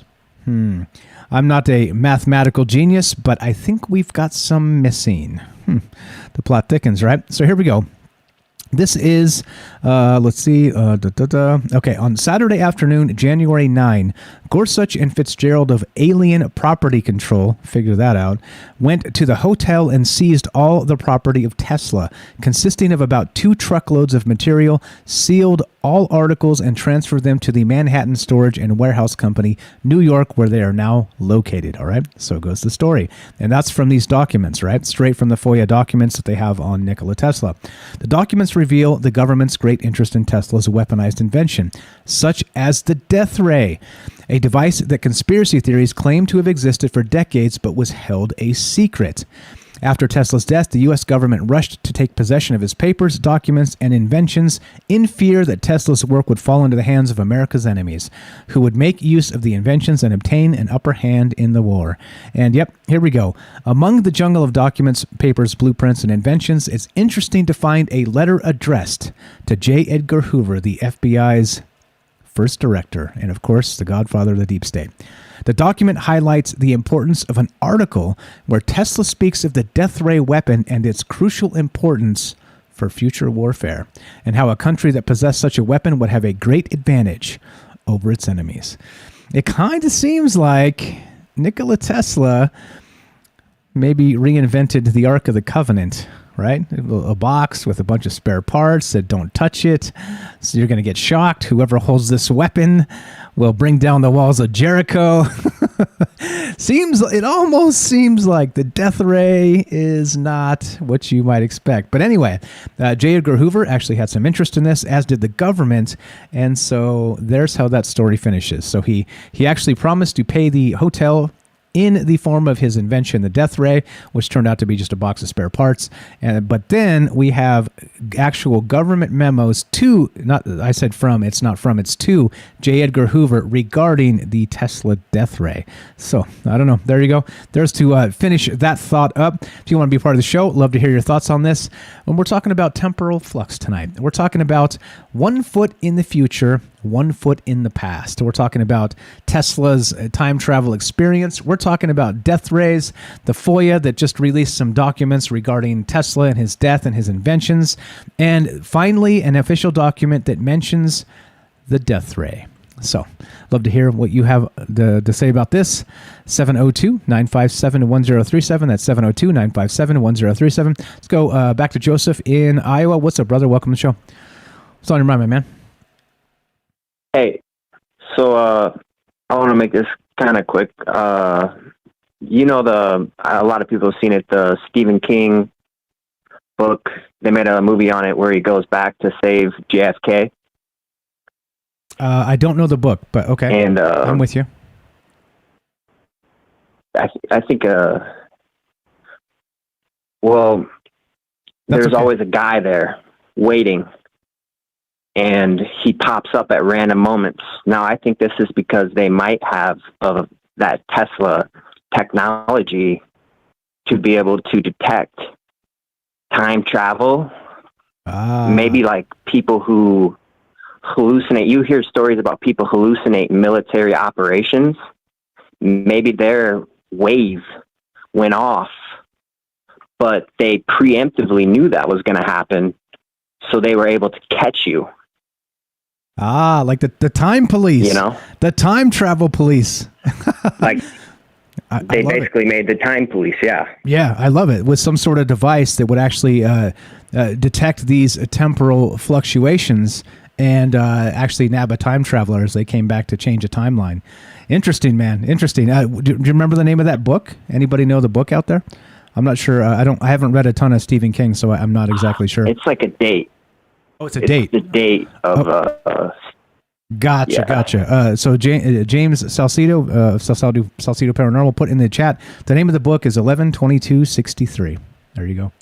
Appreciate that, James. Yeah. Nice. All right. So there's always a guy there. So there's some sort of time police, possibly. And you would expect, right? Well, you got to think where we are right now in technology. I mean, there could be tribes. You think of the Mayans, how they were doing mass sacrifices. Maybe they were beaming back in time and collecting that, you know, or, you know, I don't know how it would work exactly, but maybe they were in tune with that. Yeah, I would think. So we've talked about this before, right? If at some point in the future time travel is perfected, you would expect there would be some sort of, you know, very much like Philip K. Dick's That Adjustment Bureau, where they would have these time cops. They would actually have them trying to keep people from going back and meddling with timelines, right? So, I mean, I could see that. Again, like in our current time space, I don't think we've got time machines. However, that doesn't change the fact that in the future they may. And if they do, well, that means they could probably come back here. And there would be catastrophic repercussions if somebody came back and were reckless with the time space, right? Yeah. Yeah. Well, yeah, I was thinking about, like, how would they catch you? I was thinking, like, they would have to be able to see the energy, you know, like almost like an augmented reality. I think they have a game like that in this amusement park that I've seen, where like you hold like a pad and you can see in the room ghosts and stuff.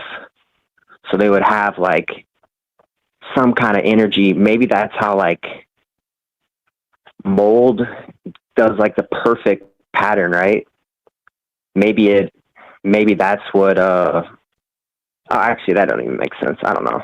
I can't really. Well, I think that's the craziest part of this is none of this makes sense, and yet it seems every day something new scientific discovery comes out that verifies, yep, that's right, none of this makes any sense.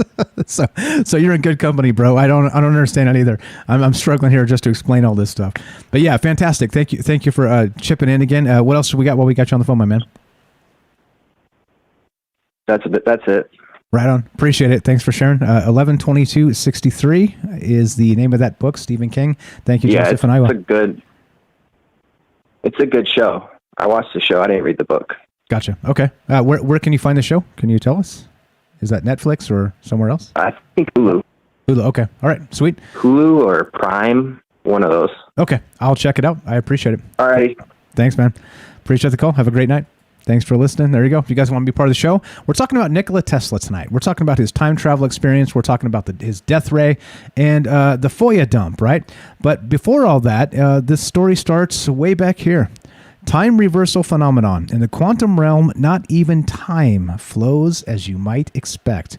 And what it means is, just to in brief, is that on the quantum level, well, we have this, again, Heisenberg uncertainty principle, right? Everybody knows the name Heisenberg from Breaking Bad, of course. That's where he took the name, by the way. A scientist by the name of Heisenberg was a quantum physicist and came up with the idea that, well, you cannot even predict where a quantum particle is going to be from moment to moment because they're teleporting around, right? So that's bizarre enough. Then you have this quantum entanglement stuff, which we haven't even talked about tonight. Albert Einstein called it spooky action at a distance, right? So you're thinking, okay, well, now we have all kinds of weirdness happening. We got these quantum things. Then we have the particle wave duality, where on the quantum level, a particle can be either a particle or a wave, depending on the observer effect, whether it's being observed or not directly. And then, right, so then things are super weird, but then let's add to that. Yeah, that's right. this quantum flux, or temporal flux is what we're calling it. Thanks, James, for the term there. And this is from, for sure, 100%. There's a paper that just came out, and here's the way this works. In small levels of entropy, they say that these quantum particles can not only bounce around with this Heisenberg and the dual wave, particle wave duality and all the rest of this stuff, entanglement, all that, but then as well, to make it even more bizarre, that, well, these particles can travel in time in small pieces of entropy, meaning this. We can take the sequence of things we do in the morning. This is a quote from Dr. Juliana Rubino from the University of Bristol's Quantum Engineering Technology Labs. Back to that. We can take the science of things we do in our morning routine as an example. Now, of course, we're thinking on the quantum level here. That's just an example.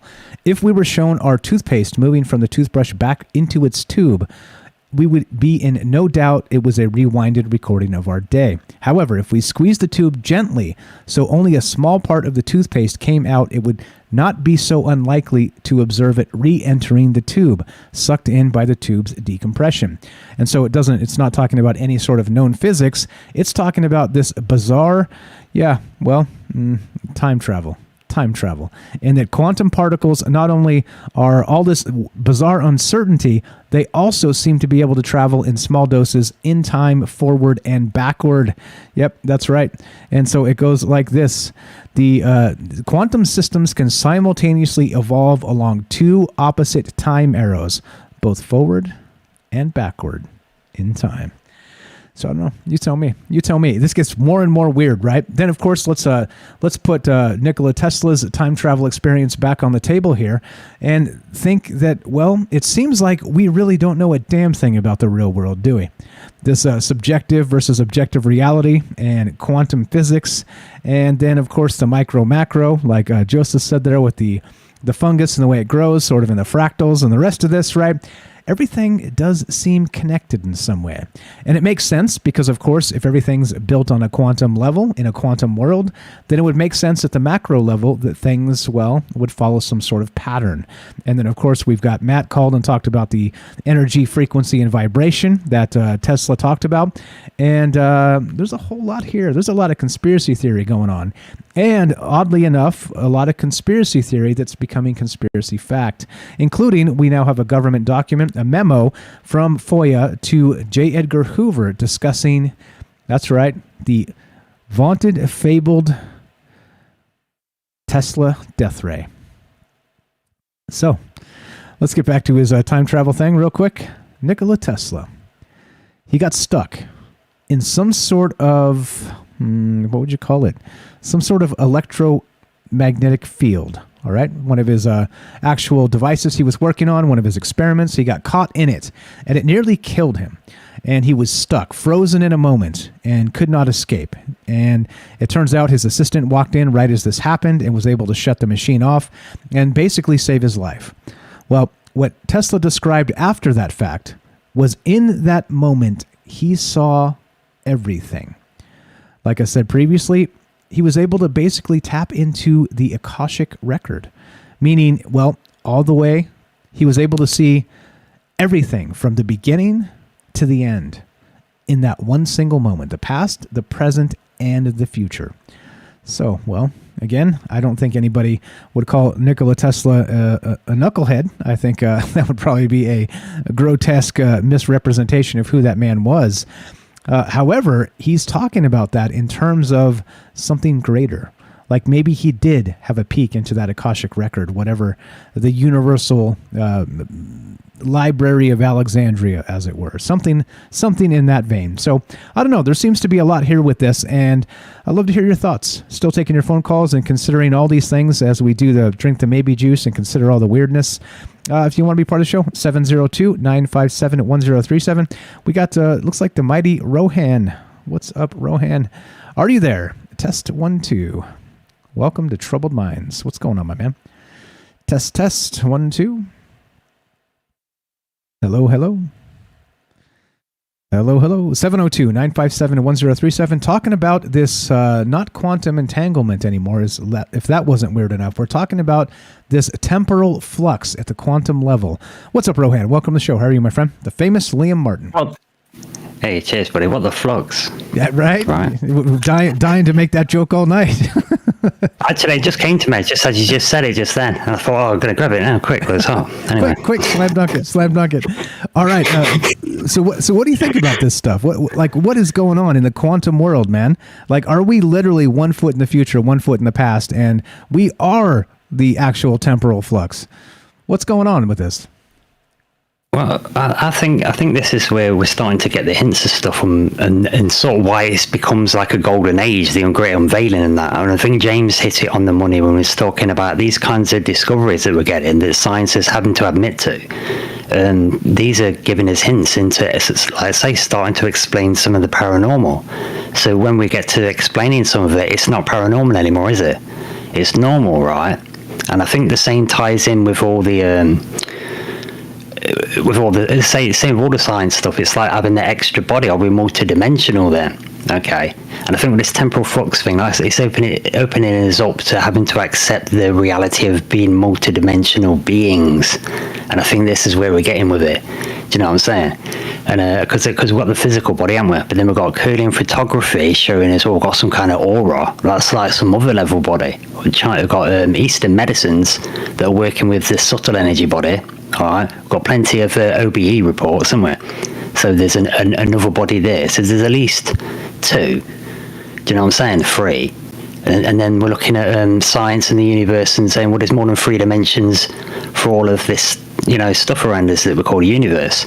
So it stands up to reason that there's going to be, we're multidimensional, aren't we? It stands up to reason. It stands up to Occam's razor. If all things are consciousness, which is another new scientific thing they're having to say, then, I think we're all in flux all the time. What do you think of that, Mike? I think everything's in flux continuously. It seems to be that's the case. And they say actually that if you can vibrate at the exact particular wavelength that you can actually pass through solid objects, all right? If you could control from your head to your toe everything inside your body to vibrate in a particular manner, you would be able to pass through a particular door, for instance, if it was the frequencies matched up just appropriately. So if that is the case here, that what you're talking about is that it seems like people like to kind of crap on the idea that there's this stuff happening, that we could be dimensional creatures ourselves. But I think, we may be onto something here. I think that, as Matt says, it's not paranormal. It is normal. And that's exactly what you said when you tapped in here. Now, we got like a minute left, so let's wrap it up, and you're welcome to stay after we get off the fringe. We'll finish up with you, but sure. Give us a final thought here, and then don't go anywhere. We'll keep you on. Just to carry on from that and from what Matt said, because he made some good points, but just to be quick, you got to remember that Einstein quote is that famous Einstein quote as well. He said basically, any reality that you want to have, you know what I mean, you just got to align your frequency to it. Do you know what I'm saying? And then it's going to happen. You're going to experience it, sort of thing. And we hear this, in terms of, the positive thinking thing. But I think there is something to this, and there's methods to doing it. So maybe we can talk about that in the third hour, Mike. Okay, you got it. So hang tight. Rohan's got a podcast called Exiled Minds Podcast, guys. Links are in the description. Please go give him a follow. Listen to him. Brilliant dude, talking about amazing things on the daily. So go check that out. Rohan, mute up, hang tight. We'll come get you in just a sec. We'll talk about this more in the third hour. And as we finish, you guys know how this goes. Well, it goes a little something like this.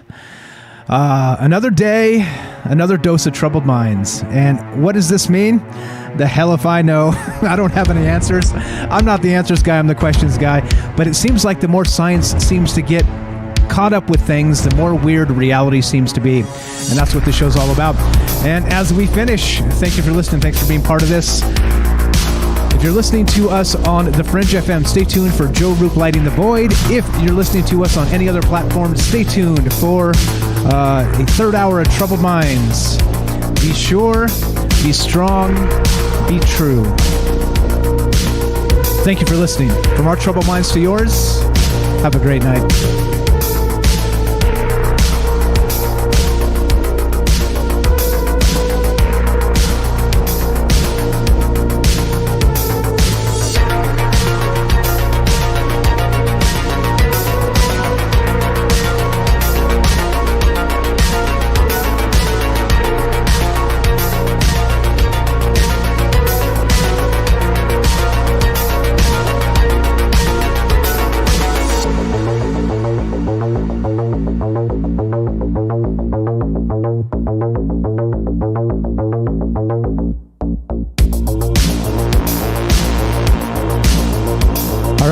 now off the fringe and into the third hour of Troubled Minds. And of course, we're still talking about quantum fluctuations, the temporal flux, 1 foot in the future, 1 foot in the past.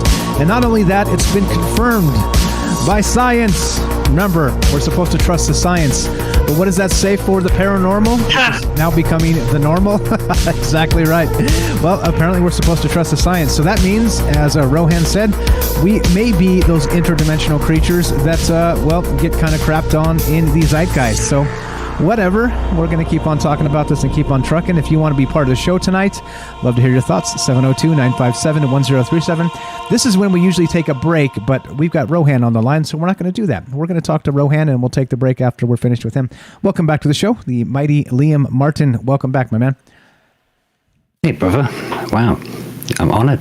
Yeah, skip the break. Look at that. Skip the break. We're going to skip it. Race, what's up? Race in the chat has a fantastic statement here. He says, we should probably master basic normal first before we start tampering with and screwing up quantum levels normal. Basic normal is already kicking most people's ass. And he's got a fantastic point. Fantastic. Oh, yeah. Yeah, agreed, 100%. Well said. But yeah, so back to what were you saying? Let's continue with. Go right ahead. Oh, sure. Yeah. Well, it's that ties into it nice actually. Yeah, the basics. We've got to get to the basics, and it's almost like. And it's like tooting our own horns and stuff, but people doing the things we're interested in and discuss on these shows, you've got researchers that are pushing against science, aren't they? And it's took them like 20 years. I mean, Nassim Haramein, I think he's been doing it 20 years. Okay, the vortex, Marco Rodin, vortex mathematics and eroding core, we'll talk about in a minute. I mean, they've been doing this stuff for years. Yeah, the Farsight remote viewers that I was mentioning, Astro Reptilian from Mars mentions a lot, the remote viewers, they've been doing it independently for 20 years. It's like these things take time to get through, to break through the dogma. And I think we're starting to see that sort of unfold now.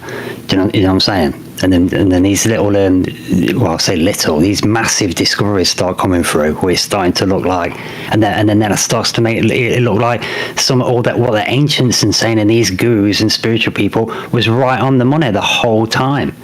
Do you know what I'm saying? So then I think, well, if that is then the reality, no wonder you don't want people to know. No wonder you're going to tell people it's woo-woo. Because before you know it, you'll have a planet full of ascended masters running around, and they're not going to pay tax. Right? Ascended masters don't pay taxes. That also needs T-shirt. T-shirt. Oh, jeez. Oh, you're killing me. No, you're right, though. Back to actually what you said, like maybe a couple weeks ago when you called in with like the Ascended Masters, like you said. How many people? Like 7,000 people on the Earth, I believe you said, should be Merlin-level magicians, right? Something like that. Yeah. That's it, yeah. Should be able to levitate, yeah. And that was based on old population stats from back then, so, yeah. Right. So now with that, so clearly Merlin didn't pay taxes then. So Ascended Masters now certainly don't. I love the thought. But okay. But what does it mean though with this quantum stuff? So are we in this eternal, this temporal flux, meaning that it is that energy, frequency, and vibration, and like we've suggested in the past, we're able to control these things. Like Matt said, with intention, maybe with meditation, maybe with affirmations, maybe like Robert has said over on Rockfin. What's up, Robert? I see you there. Thanks for showing up, man. He has said that the universe is there for us, and all we need to do is ask it. Tell the universe, not ask it, even demand it. Demand what we want from the universe, and it changes the course of things. I don't know. Do you think that's a possible part of this, and maybe this is kind of fits in? Well, I think that fits in perfectly. Actually, he's on when he comes in with him, he hits him on the nail, and then it's like the counter song when he comes in with them. Because I think that really ties in with this, definitely, because that's what all the successful motivational speakers and sort of successful, there's life coach people. They all say that. They all talk like that. You know what I'm saying? I think there's something in it. I think there's something in. Okay, so all right then. So we're in. So uncertainty principle. Okay, if a tree falls. Yeah, and there's no one there to hear it. Does it make a sound? Right, well, think about this. The definition of sound, it requires a sensing instrument like an ear and an eardrum to detect it. for those ear compressions to be defined as sound. So by definition, if there's nobody there to hear the tree falling, there is no sound by definition. Okay, now if the universe is thought to be similar to a computer simulation, okay, then why bother loading in the sound effect for a tree falling if nobody there to hear it, right? Which then gets us into that, are we creating time? Then, like Nightstock said, are we creating time? Are we creating this? And I think that's exactly like what it is. And I mentioned Marco Rodin with the Rodin coil because the mathematics that work with that is called vortex maths. Because it's got this toroid with an electrical coil wound around it. Well, it's got two coils, funnily enough, running in opposite directions, right?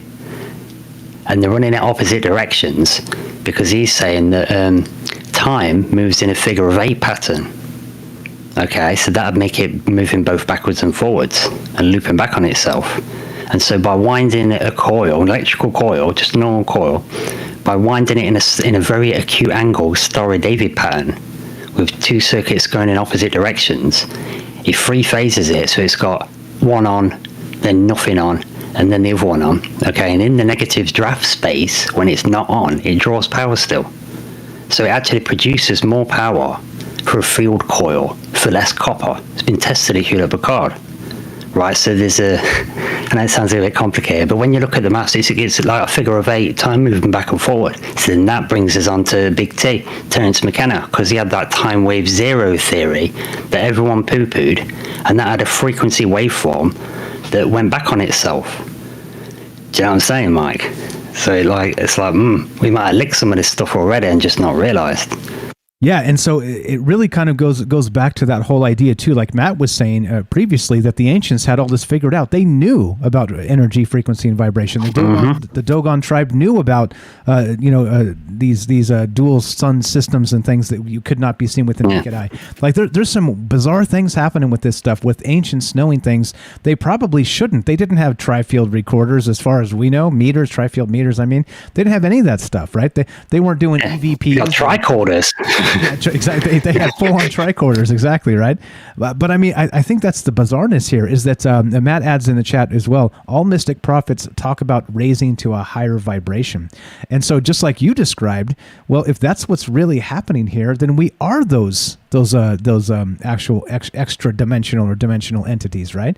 And so what about the ghosts and all the rest of this? What about the machine elves, man? Are they just like 2 time slices ahead of us, and so they're kind of watching us from a different time slice in the same space, and we have to oh my god, do you know what they might be, Mike? What's that? They might be us. We're in resting time, doing troubled minds in the astral world. So when you pop into the DMT world, that's why there's a big cheer. It's all us lot going, yay, come on, you can figure it out. Come on, you can do it. Come on. But don't bring your ego. See what I'm saying? Because that's kind of how it feels. It's like, I don't know. I think that's what it is, Mike. I think that's what it is.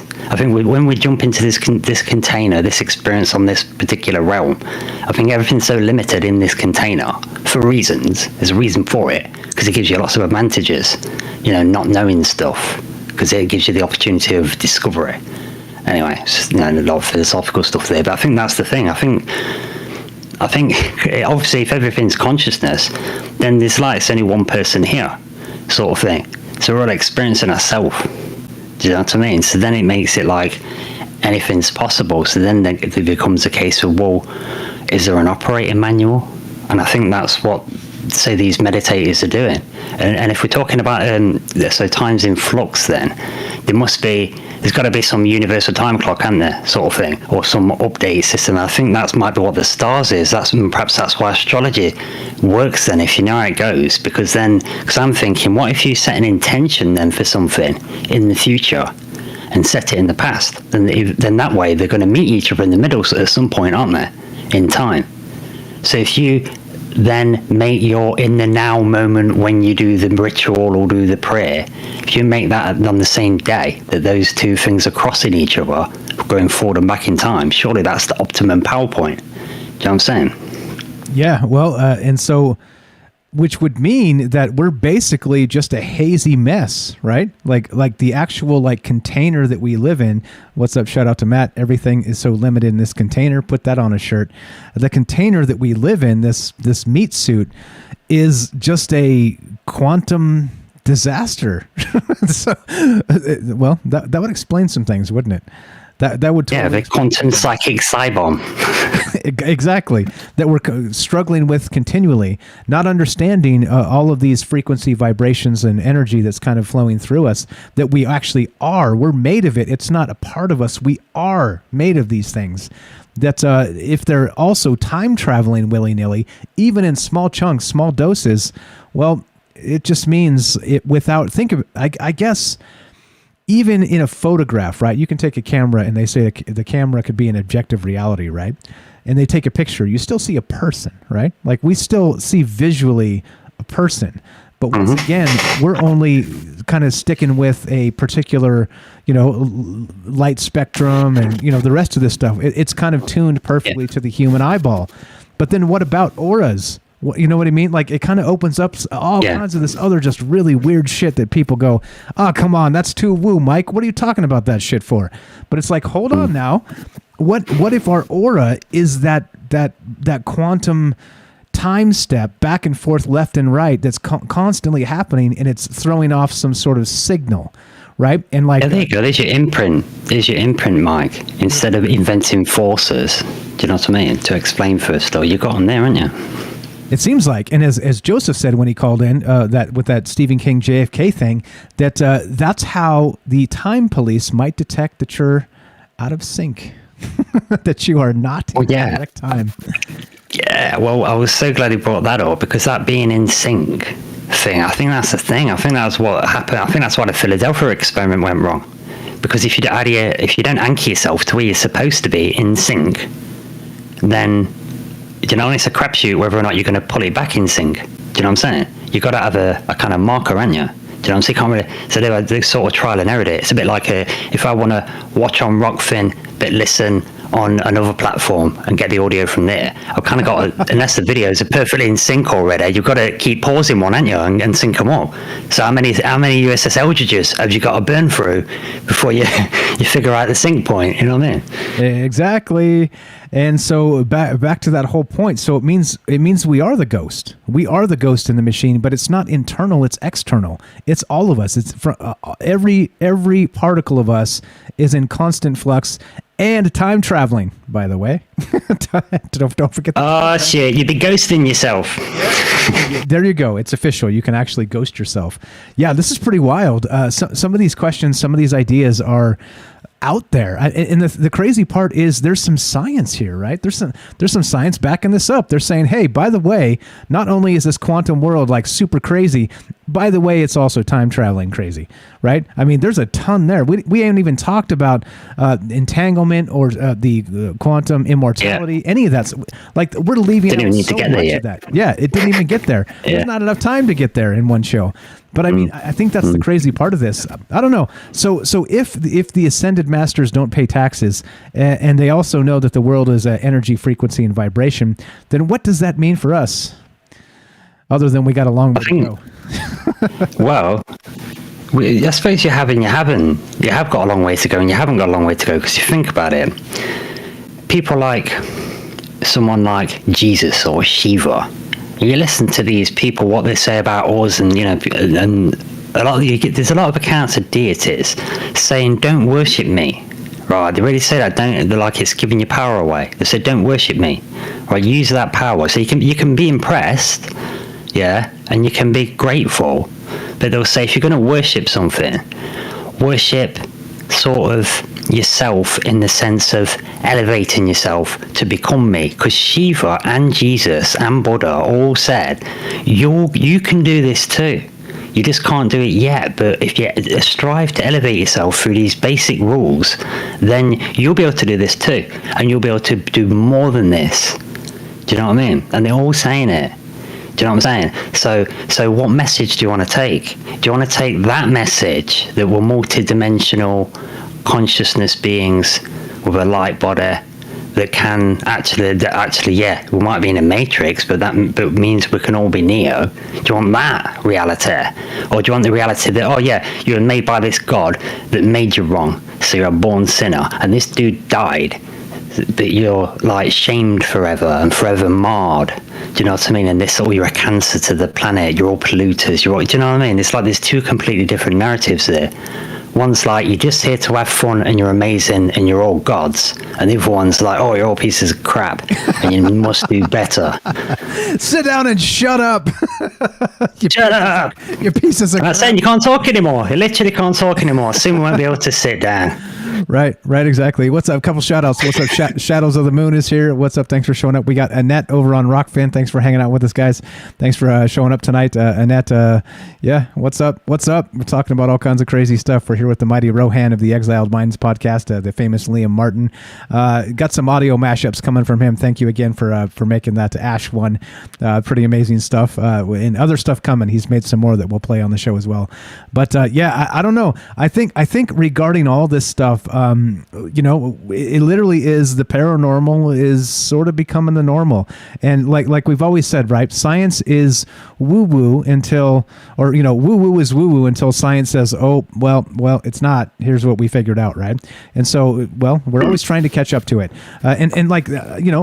Again, we've talked about Wim Hof in the past. Think about that. Think about like his meditative state. Think about the cold showers, his breathing techniques. Maybe he's just found a way to maybe settle down that quantum agitation, the agitated state, right, through his whatever he's doing. And so it's allowed the body to become more of a perfect machine and less of a kind of a stress case, cancer thing, cancer making meat suit.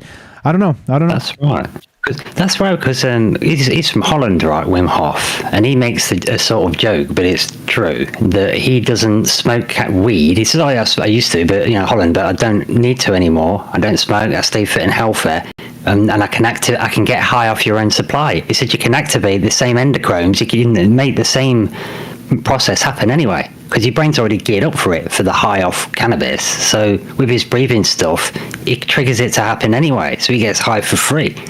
Do you know what I'm saying? It's like, hey man, there's only one way to become more famous than Nikola Tesla. He offered free energy. Don't you dare get high for free, because you think the beer line's long. Holy shit, man. Don't do that, Rohan. You're going to kill us. But I think you're right for the trauma. See, you mentioned Joseph Campbell, I think, on the last show, and there's like the hero's journey and the discoverer's, the explorer's journey, but the hero does it for a trauma. And I think with the Wim Hof stuff, with the ice work, the sub cold showers, and you're like shocking the body into triggering mechanisms to open up on you, a bit like you can, like plants can get a shock and stuff, and it can affect them. Do you know what I mean? I think we're looking at that stuff, like tapping into these things, like say, and yeah, it's coming in. And I think that chatter was onto the chat message. I can't remember who said it was, but they was onto something as well, in terms of, yeah, we've got more than one nervous system. We've got 3 nervous systems, and it's backed up with the gut feeling. In fact, Scientific America says gut feeling, the second brain, right? And in Nature magazine, they wrote a paper about it, saying that enteric, that's the gut feeling. It's got your stomach's the enteric nervous system, and they call that the hub in a star network. Do you know what I mean? And Dr. Richard Alan Miller, the famed metaphysicist polymath, he says that your enteric nervous system, your gut feeling, he says the reason that is accurate, if you trust it and don't get in the way of it when you're thinking, he says that's accurate because it pulls the information direct. Do you know what I'm saying? It's not going through your brain and all, it's all separate, so it's getting it essentially straight from hyperspace. Right. Do you know what I mean? And if we go back to go on, sorry. Downloaded from the machine else. Yeah, go ahead.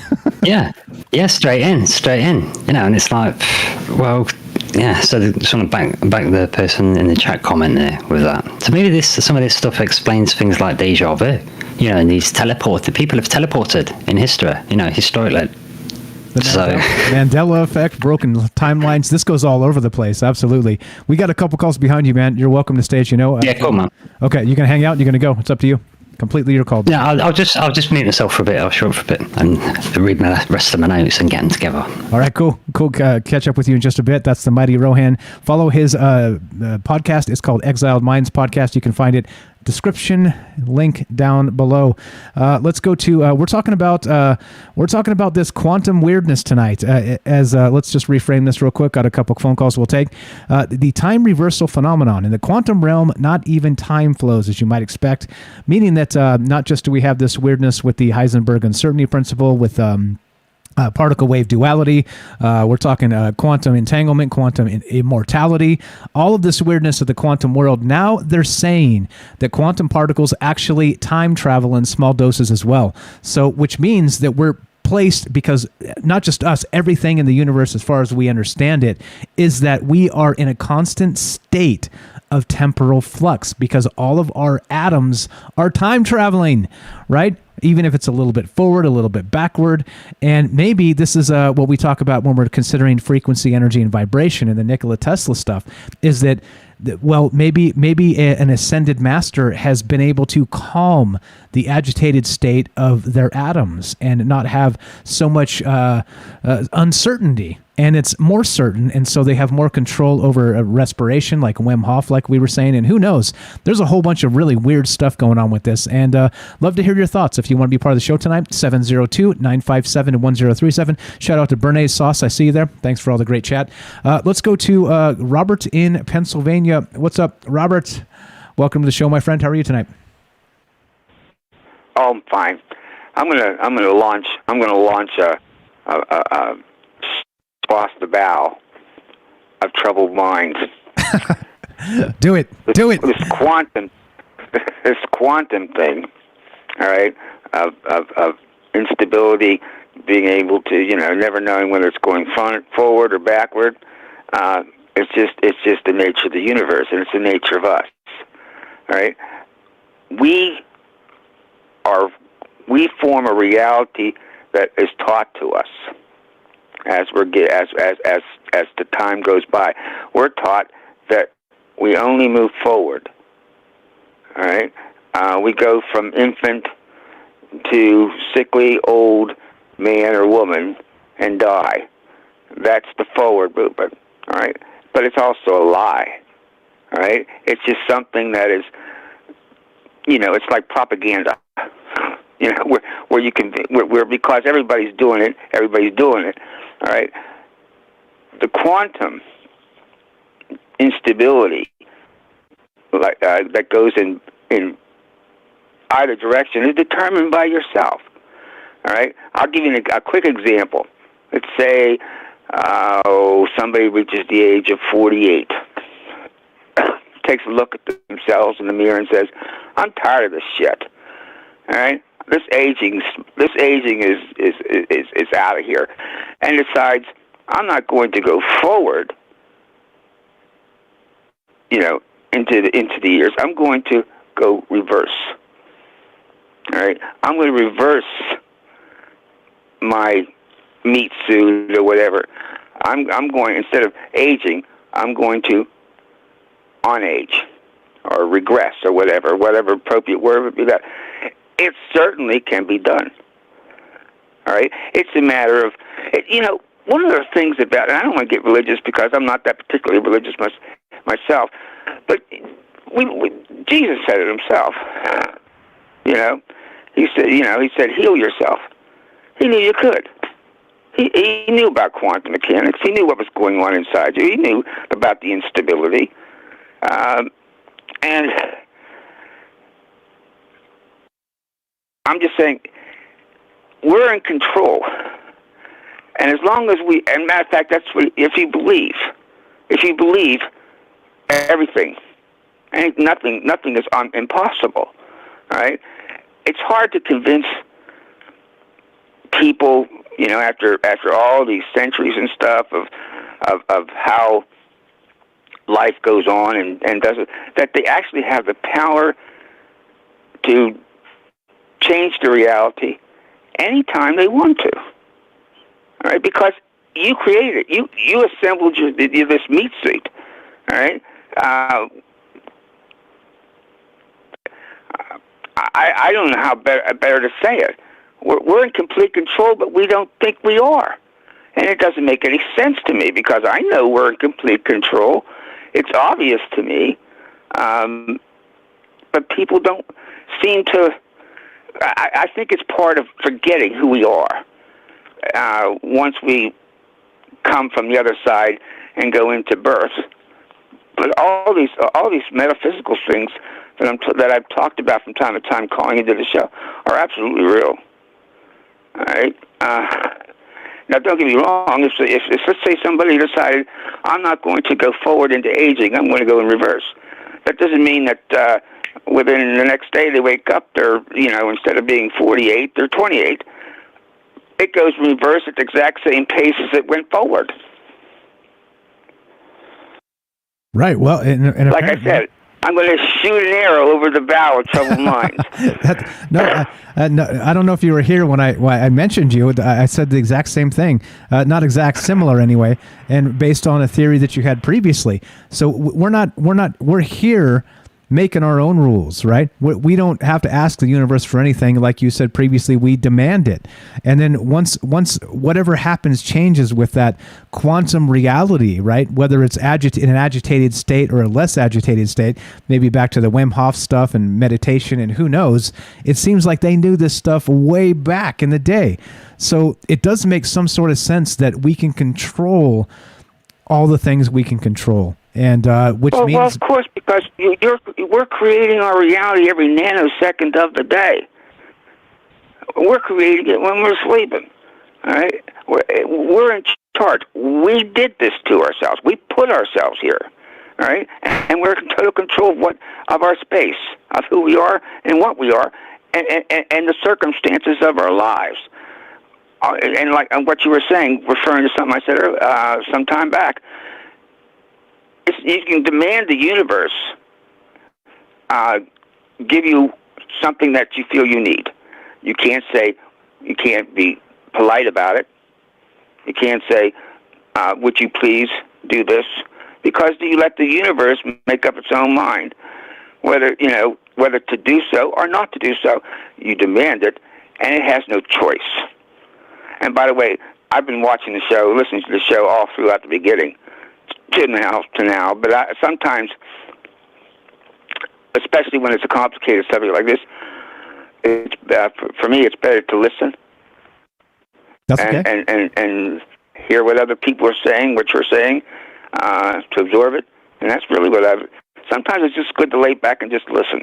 Yeah, hell yeah. It's a radio show after all. You're definitely entitled to that. And I know you've been one of the top fans of Troubled Minds for a very, very long time, and I appreciate that very much. So the rest of this, what else you got? Any other hot take on this this quantum mess that we're talking about?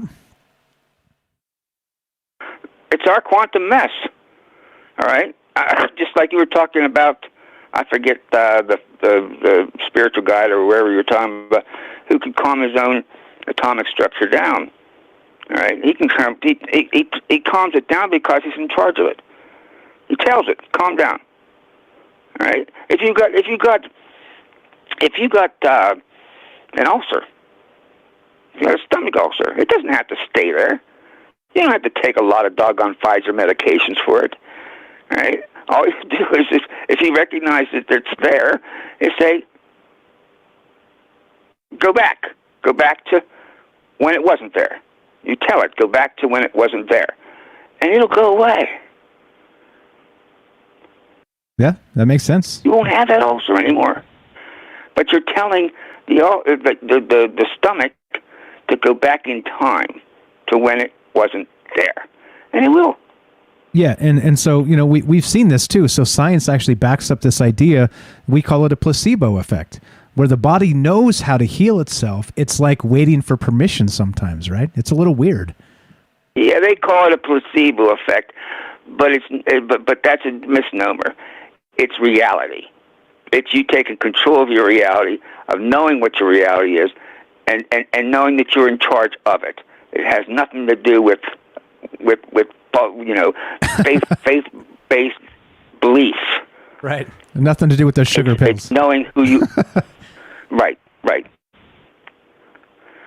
Gotcha. Oh, they find all kinds of words for different things that just are common sense. Gotcha. Right on. Fantastic stuff as always. What else you got for us, my man? Well, that's it. I'm going to sit back and listen to the rest of the show. And is Leon still there? Yes. Who was on before me? Yeah, Rohan's still here. If you want to say something to him, he's still here. Rohan. Well, I'm going to listen to Rohan. He's fascinating. I like listening to him. Okay. All right. Good night. Fantastic. Thanks for the call. Robert, you're the best. Robert in Pennsylvania. Appreciate the call. Have a fantastic one. We'll talk to you soon. Robert's got a book, link in the description. Check it out. It's called Stories from a Fractured Mind. He sent me a copy. It is fantastic. If you like science fiction, consciousness, time travel, all this stuff, well, he's in the right place because that's the type of stuff he writes about. That's the stuff he thinks about. Check it out. He hates when I do it, but I'm going to do it anyway because he's been a big fan for a very long time, an advocate for troubled minds, and he helped us get on Rockfin. And that's the thing, right? Like I always said, it's not a competition. We could always succeed together, and that's what this is all about. So there we go. All right, so we got Rohan here. We got Mr. Mission Control on the phone. Let's do that, and then I guess maybe we won't get a break tonight. We'll just keep on rolling, right? When you get enough interest, like I said, embarrassment of riches. Too many brilliant people. Then we got to keep taking phone calls. Looking to hear from you. What's your idea on this quantum mess that we're talking about? 1 foot in the future, 1 foot in the past, literally, not just figuratively, like in a literal quantum state. And love to hear your thoughts. 702-957-1037. Let's go to Mr. Mission Control in Arkansas. What's up, brother? Welcome to the show. How are you? I'm doing all right. Just been following this Omicron thing, and for everybody that's followed Monograph and the notes that derived from the Twitter accounts that were pulled when he run the B11529. So I'm getting the notes right now because I haven't been on the computer in several days. I've been kind of scared to because I've been researching Dan Winter frequencies and his golden ratio times Planck length is 1.618033989, and I've been messing with frequencies with kind of like that and like another equation. He came up with a 13.563688 megahertz and stuff like that. Well, the Omicron has a lot to do with time travel. Okay, let's just put it out there. And anybody in the audience that's been following Monograph stuff with it knows what I'm talking about with his 2 live streams the other day about the Omicron variant, right? And so I'm getting the notes right now off his Twitter. Seems to be like E, B, A, and C, and F. And I think there's another one. But this guy, Live Free or Die Trying on Twitter, he made something with power cords. But, this I think is meant to be done with a frequency generator. And remember me telling you guys that a long time ago, several years ago, about 10 years ago, I inadvertently opened a portal in my son's room using a frequency generator and some other things to loop in the radio frequency through my Wi-Fi with my phones, right? And it freaked me out. And it was just visual, it wasn't sucking things into it or anything, but, who knows what I did back then. Maybe I really did throw everybody into some kind of thing. But I'll give you the notes. Oh, here it is, the notes right here. He's got them posted. Do me a favor. So we are on YouTube, as you know. Just keep it YouTube friendly. Hate to get taken down for you talking about. Okay. I'm sorry. Okay. You're okay. Just what to dodge. Help me help you. Go right ahead. Okay. So the notes from the 3 accounts are the first one is EEBBACFBBAC. The second one is ACFBBACEEBB. And the third one, I'll get to my point in a second. The third one is BACEEBBACFB. Okay, so if you get these, get those notes to make a frequency. So I think there's 3 chords There's 3 chords in each one of those. So 3, 6, 10 chords, right?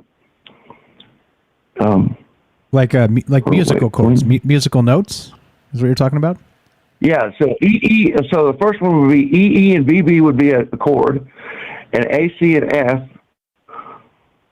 would be a chord. And you make that minor, you make the A a minor, and that's in the same key. BB is also same key. Yeah, well, musicians can figure it out. And play this back and we get the chords. We'll go to October Rains, October REIGNZ, October Rains, monographs from Twitter, and get the chords. And then get a frequency generator, like a 10-channel, or you can get a Jakarta. Jakarta is a free download. You get 30 runs for free. And it's a complicated oscilloscope thing, but if you mess with it long enough, you can figure it out. But there's several. If you've got BlueStacks on your computer, you can download tons of frequency generators on Google Play Store. So anyway, with Winter's equation, let me get to my point real quick. With Winter's equation, if you convert those notes into frequency, right? Because each note, every note's a frequency, and then you plug those in the frequency generator, and then make them even, and then put 0.618, because you can adjust the frequency by numbers in these generators. It just has to be 0.618, and that's the golden ratio times Planck-Link equation, and or you can put the whole thing in 0.618033989, and pump that multi-frequency. I think that's going to open up in your local time-space continuum some sort of portal. Okay, have you tried it? No. I'm scared to, dude. I'm scared to try it because I've opened a portal before, and I don't know if I'm able. I don't know if you're able to close it or not. See, that's. I don't know if this is the opening sequence, or if there's a closing sequence. You know what I'm saying? Yeah, I got you. It's actually CERN has called this it's a scientific term called vacuum decay. So I've got that. The 50 hertz steady signal I'm talking about on CERN. Let me check if it's still going. But they changed the 50 hertz steady signal coming out of CERN that's showing up on the BLF, and it's obviously oh wow, now there's something else going on. Oh, weird. Okay, so the 50 hertz steady signal is obviously being manipulated. So what you're saying is we actually do live in the upside down. Pretty much. Caller before last one was he's pretty correct on that. Yeah. I believe we're all synchronizing right now. Have you noticed the synchronicity going on, especially over the social media, especially over YouTube? The algorithm, what I think is happening is the AI, because I've been doing gematria on everything, right? And I did gematria on the Omicron. And I did it elongated. I posted it to Deep State Watchdogs, the 2 runs that I did at the elongated gematria, and one of them came up saying Lucifer was apologizing for himself and basically saying, why don't you worship me, and I'm the good guy and stuff, and all these gematrias, it always comes out as Lucifer and God and Satan. They're all trying to tell you something. Oh well, yeah, okay. So on the magnetic field of the BLF, www.blf.it/sort SORT3.html. You guys go there, go look at the magnetic field, and that 50 hertz steady signal is obviously manipulated. But what was I saying?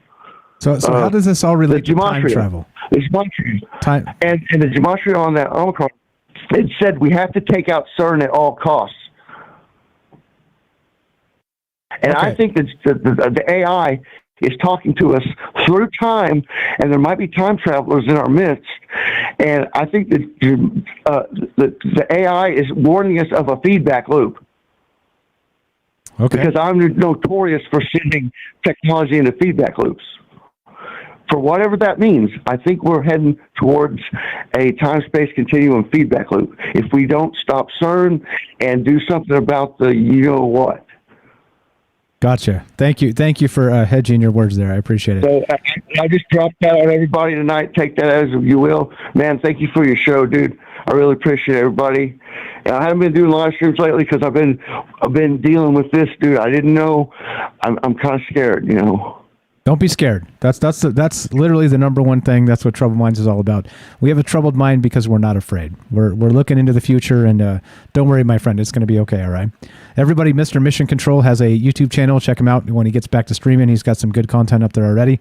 And thanks for the call, my friend. We'll talk to you soon. Don't be scared, man. Don't worry. Brother. All right, bye. All right, man. Have a great night. There you go. Simple as that. You want to be part of the show? 702-957-1037. I'm not sure. He just kind of dropped that on me, so I don't have any time to vet any of that. But we'll go with what he said. So I don't know. What are your thoughts on this, guys? We're still talking about Tesla. We're talking about his actual experience, where he experienced all the past, present, and future all in the same space. And we're talking about this quantum mess that is you, that is me, that is everything. And back to what Rohan was saying, by the way, is that he was talking about not just us being conscious, but the universe being conscious, and that's known as panpsychism. And so I think there's some weirdness to this. There's some if we're in that same quantum flux state, the what was it called, the something flux, the temporal flux. Then it means the table is. It means the chair is. It means my cup is. It means this microphone. It means everything is. Everything's in a quantum flux, in a temporal flux. With let's say temporal flux. See, I almost did it. I almost did it. A temporal flux in a quantum mess. But I almost did it. Yeah, I don't know. What's up? Couple quick shout outs. What's up, TR3? Race on YouTube says, next person to open a portal is grounded for 3 weeks, no supper, no internet. There you go. Aww. There you go. But Derek's wounded now. Yeah, exactly. Busted. Yep. There we go. I don't know. I think that's the weirdness to this. I don't know. It takes on what Robert or Mr. Mission Control said there. Yeah. Well, that was. I really enjoyed that call, and there's a couple of questions I would like to ask him on some detail stuff, like physics stuff. But anyway, that story. Yeah, I can see why it might want to be.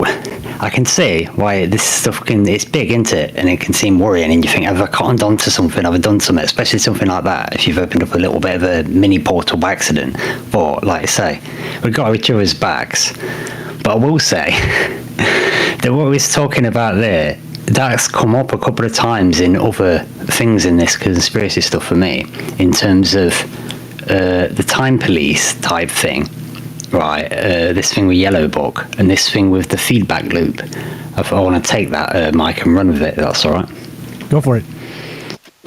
So, all right then. Okay, so the Yellow Book is a proposed alien technology that was given to us as part of the trade deal when we made an agreement. So we get a bit UFO technology, and at some point in all of this dealings with aliens, supposedly we've got this thing called the Yellow Book, which is basically the aliens' version of like a chronovisor, like you can view time with it. Okay, so we've back engineered and made our own, the Looking Glass project, right? But because this is all consciousness, and like Robert said in his call, it's a really great call.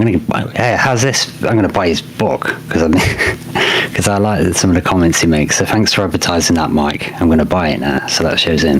But yeah, this thing about the all consciousness. So I'm thinking, if your consciousness is based on your reality, is based on what you've been taught is real, right?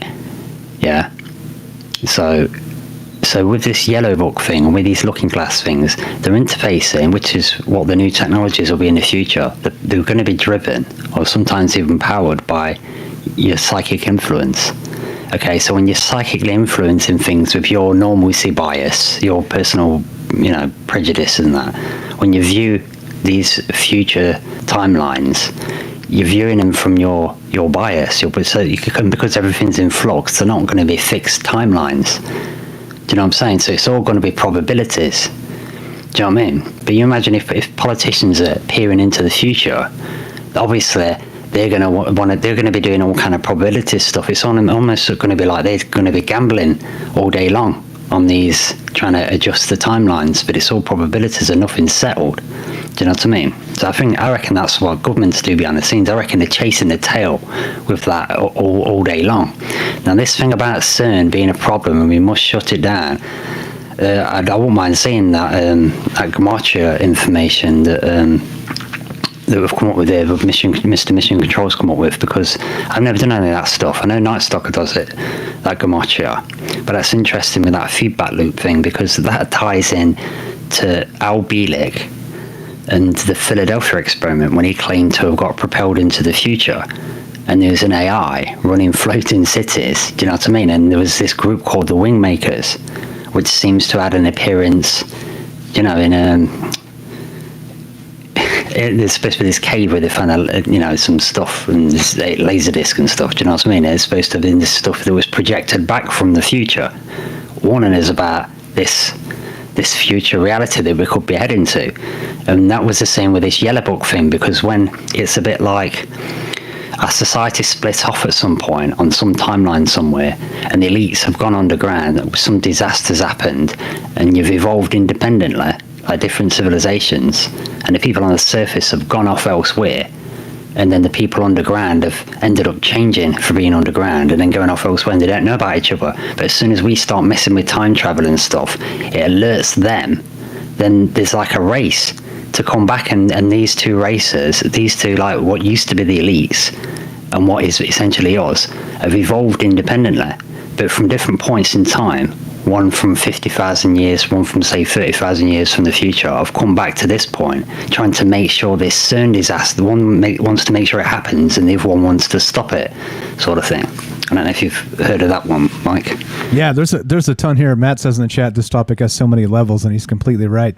I was going to bring in the Philadelphia experiment tonight, too, because Tesla has some links to that, and Al Bielek and the rest of this, and I was like, geez, it's just too much. I'm not going to do that. It's tough enough just explaining, like, quantum physics on a basic level, but yeah, man, I'm with you. A couple thoughts on what you said there. You said always in the future, right? Kind of probabilities. The future is always in motion. Well, isn't that what Yoda said? Luke Skywalker asked him, if I don't go and help, will my friends be okay? Yoda meditates for a sec, closes his eyes, and goes, difficult to see. Always in motion, the future is.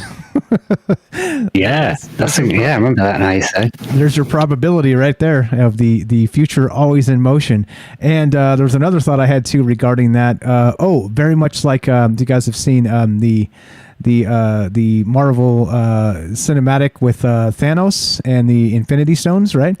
Doctor Strange actually has a moment where he does exactly the same thing. He goes into this like meditative state, super sped up. He's like floating in the air, and he's like blah, blah, blah, blah, blah, blah, like and fast forward, like blah, blah, blah, blah, blah, and everybody's like, what is he doing? And like, I have no idea. And when he comes out of it, he's simulating future outcomes based on things that happen. And so he's going into those different time spaces, the different multiverse. Talk about life flash before your eyes. He saw 40 million lives all at once, isn't it? Yeah, exactly. Yeah. And they asked him, headache. Remember that? And they asked him, exactly. They asked him if there's any hope, and he said, one. Yeah, just in one chance. Yeah, one chance. 40 billion chances or whatever the hell it was. One chance. So, yeah, something like what Elon Musk said is about the chances of we're in a base reality and not a simulation. Exactly. That's the same thing, doesn't it? Exactly right. Pretty wild stuff. Yeah, I don't know. I think again, more of this, science fiction becomes science fact. Paranormal becomes more normal. I think this quantum mechanics stuff, man, like this is creepy. Like this is super creepy. That, well, okay, so not only do we have this quantum mess going on constantly, now it's time traveling as well. Even if it's in small increments, it means that every single thing around us is in these quantum leap, right? That's what it would be, wouldn't it? This quantum leap. Yeah. Wild, man. Haven't scientists teleported a particle, haven't they? They managed to teleport particles, right? Yeah. So if you start figuring the mechanism and the entanglement, and you can decide which, atoms you want to entangle, you know what I'm saying? You only got to zap one particle and teleport it, and if it's entangled to all the rest, they're all going to essentially go with it, aren't they? I would have thought. Do you know what I mean? So it starts making it look like teleports could actually happen in somewhere or another, or maybe go beyond that. We wouldn't need craft, will we? Keep on with this. Do you know what I'm saying? We just become the Merkaba, right? Mm-hmm. Merkaba time. It's Merkaba time.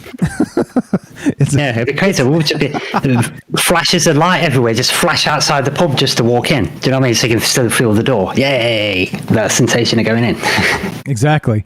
Or as Bill Murray famously said in Ghostbusters, it's Miller time. We just say it's Merkaba time. We'll go with Merkaba time. It makes more sense. Oh, geez. Yeah, man. There's a lot here. This is pretty wild. And I do like the idea that Wim Hof is able to kind of steady his quantum mess, right? Like he's through whatever, and so this actually lends some scientific credence to meditation, right? To sort of these calming rituals that people do, because we're just, the human condition is just a big spaz case most of the time, right? And so it takes work. They talk about putting in the work, these ascended masters, right? Ascended masters don't pay taxes. Yeah. That's going to be a t-shirt. I swear to God it is. As a matter of fact, let me write that down before I forget it. Ascended masters don't pay taxes. Get on this to-do list, Mike. Yeah, I'm doing it. Hold on. Give me just 1 second. Ascended masters don't pay taxes. Pay taxes. Here we go. I got a whole thing, merch idea. Here we go. All right. I'm typing it right now. All right, but I think that if we're talking about these, maybe those ascended masters, the Wim Hof style, would you say that like Wim Hof being able to control his respiration and maybe his heart rate, all the rest of this stuff, right? Do you think that maybe he would be one of those ascended masters now, kind of like a Merlin level sort of magician? Maybe if he was trying, because I think maybe if he carried on doing other things, he probably perhaps would be. But Wim Hof, it seems to me, has decided that he's cottoned onto this one thing and he's gone in hard with it. So he's gone to be the best he can be at doing that, to show people, to open the door for people. Do you know what I'm saying? He probably could go and just, run away and go and start just doing magic or whatever. You know what I mean? He probably could. You know what I'm saying? But perhaps he's an example of one of these 7,000 people that why aren't they flying around levitating? Well, perhaps he's doing it in this way. Perhaps he could do that, but he thinks, like if I could learn, if I knew I could learn to do stuff in the next 10 years, I can levitate, then great. I can kind of show, you know what I mean? I suppose how much impact you can have. Do you know what I mean? So, but I think it is a prime example. It is a good example of this stuff, and like you say, this control. They would even mention the meditators. They talk about this thing of controlling the monkey mind. I think Alan Watts has said similar things about we've got a responsibility for our thoughts. Do you know what I mean?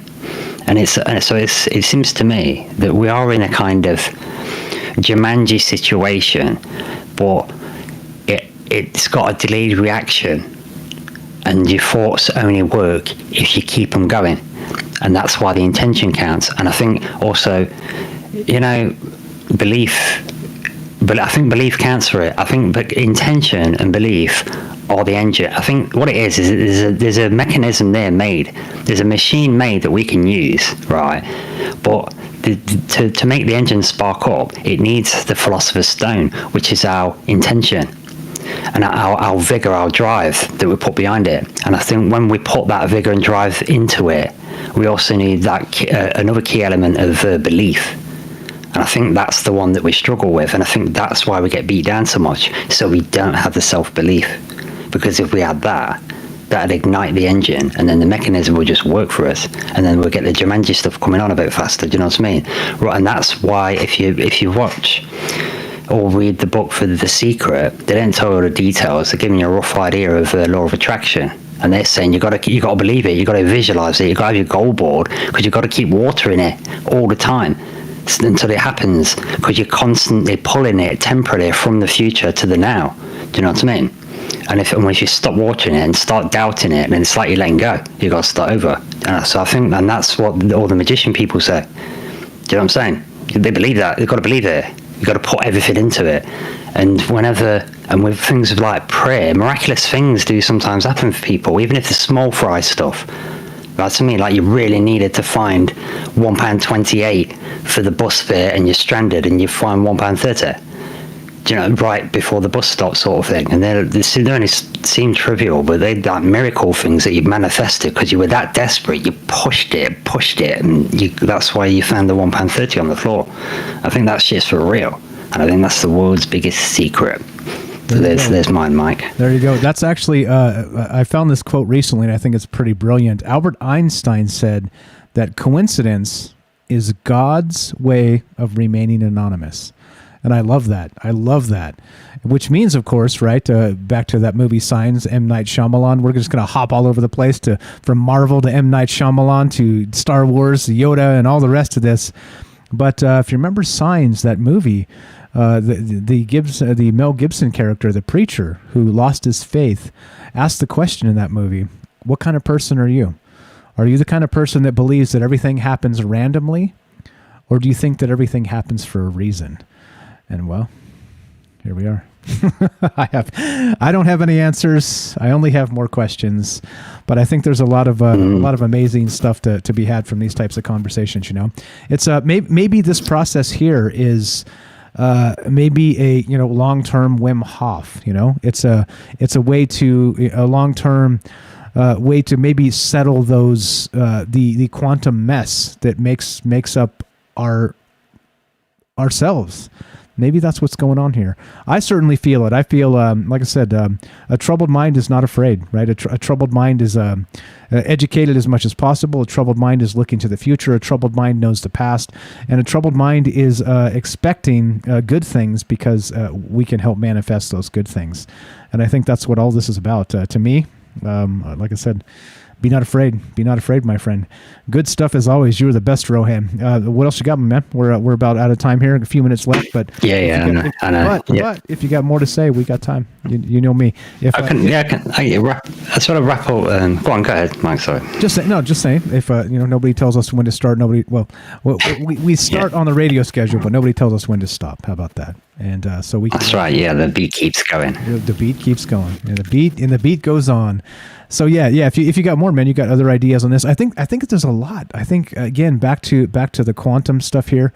I like the term quantum mess, right? Because it seems like there are so many things within us, within ourselves, this meat suit that we don't think we can control. But, again, let's go ahead and call Wim Hof an ascended master. People like that can control their heart rate, their respiration, can go out in like shorts and bare feet in the snow, things like this, right? And jump in ice water and the whole thing because they don't panic, right? It's like a Zen, right? It's sort of like that Zen state forever. And he just puts himself in it and stays in that state. And I think that's what we're talking about here. That's why we got some amazing stuff going on and amazing conversation tonight. But yeah, what are your thoughts? I love how you brought me back on that. You brought me back to that when I mentioned Joseph Campbell earlier in the hero's journey, and I forgot to say that was my train of thought that it said the trauma is how the hero on the quest. He was going through the trauma is how it grows, and reading about people who've been held in captivity. Teal Swan, I've got her book, The Completion Process, and it starts out by her explaining how she was held in captivity for years. Do you know what I mean? So she got stuck with herself, which she couldn't bear, stuck in a well with a grill on the top. You know what I mean? Locked in, and so she had to, in order to survive, she had to retreat into the despair and the hopelessness and kind of give up. And it took her to a kind of peaceful place, like say that almost Zen-like state. And from that place, you can lean into the trauma more and more and sort of see it for what it is and get to this point of acceptance with it. And in accepting it, it kind of empowers you in some strange way. Do you know what I'm saying? But you can never really appreciate it because it's crap. In a crappy situation, it's crap. and you can never really appreciate it until afterwards, when you can see the difference of the strength. Do you know what I mean? And difference in the way that you do things in your mindset. It's just when you're in it, you don't know it, do you? But it's like, say, going through that trauma and having to work that stuff. It's almost like, I always say, it's like a resistance that you need, just like you need resistance in resistance training. You need a weight to work against to build a muscle. And without that, you're only looking at stagnation. So I think this is all just part of how things naturally work. We have this dichotomy of positive and negative, but there's also a reflecting aspect. So you're always reflecting off source and then into the opposite frequency, then reflecting off source and back into the opposite frequency. And I think that's where we get a bit mixed up with time. Because I think what it is with time is that time is eternal. So there is no time. But it's like a flow of kind of energy, of consciousness. And I think what happens with our existence is that we cross over it. So we intersect it momentarily, reflect off source or whatever the mechanism is, and then come back over the eternal time stream in the opposite polarity, then reflect off of it again and come back. So we're doing a kind of binary triplet, flipping from positive to negative, as well as intersecting so it's like the universe is blinking on and off all the time. And so if we're Night Stalker asks, are we creating time? We're creating everything, and then destroying it and creating it and destroying it, sort of thing, as it keeps flipping polarity, as we keep intersecting the eternal streams. That makes sense. I recommend definitely sit through the Moko Rodin 3-hour vortex maths lecture. It sounds horrible, but it's brilliant. It's really simple. You have to undo the complexity of your head. It's great. So many things sound horrible, but are brilliant. You got to force yourself. Oh, that sounds horrible. What you put jalapenos in that? Oh God, that's horrific. Why would anybody do that? And then you force yourself, and you're like, this is kind of tasty. Cheesy, some pineapple. You're crazy. Exactly.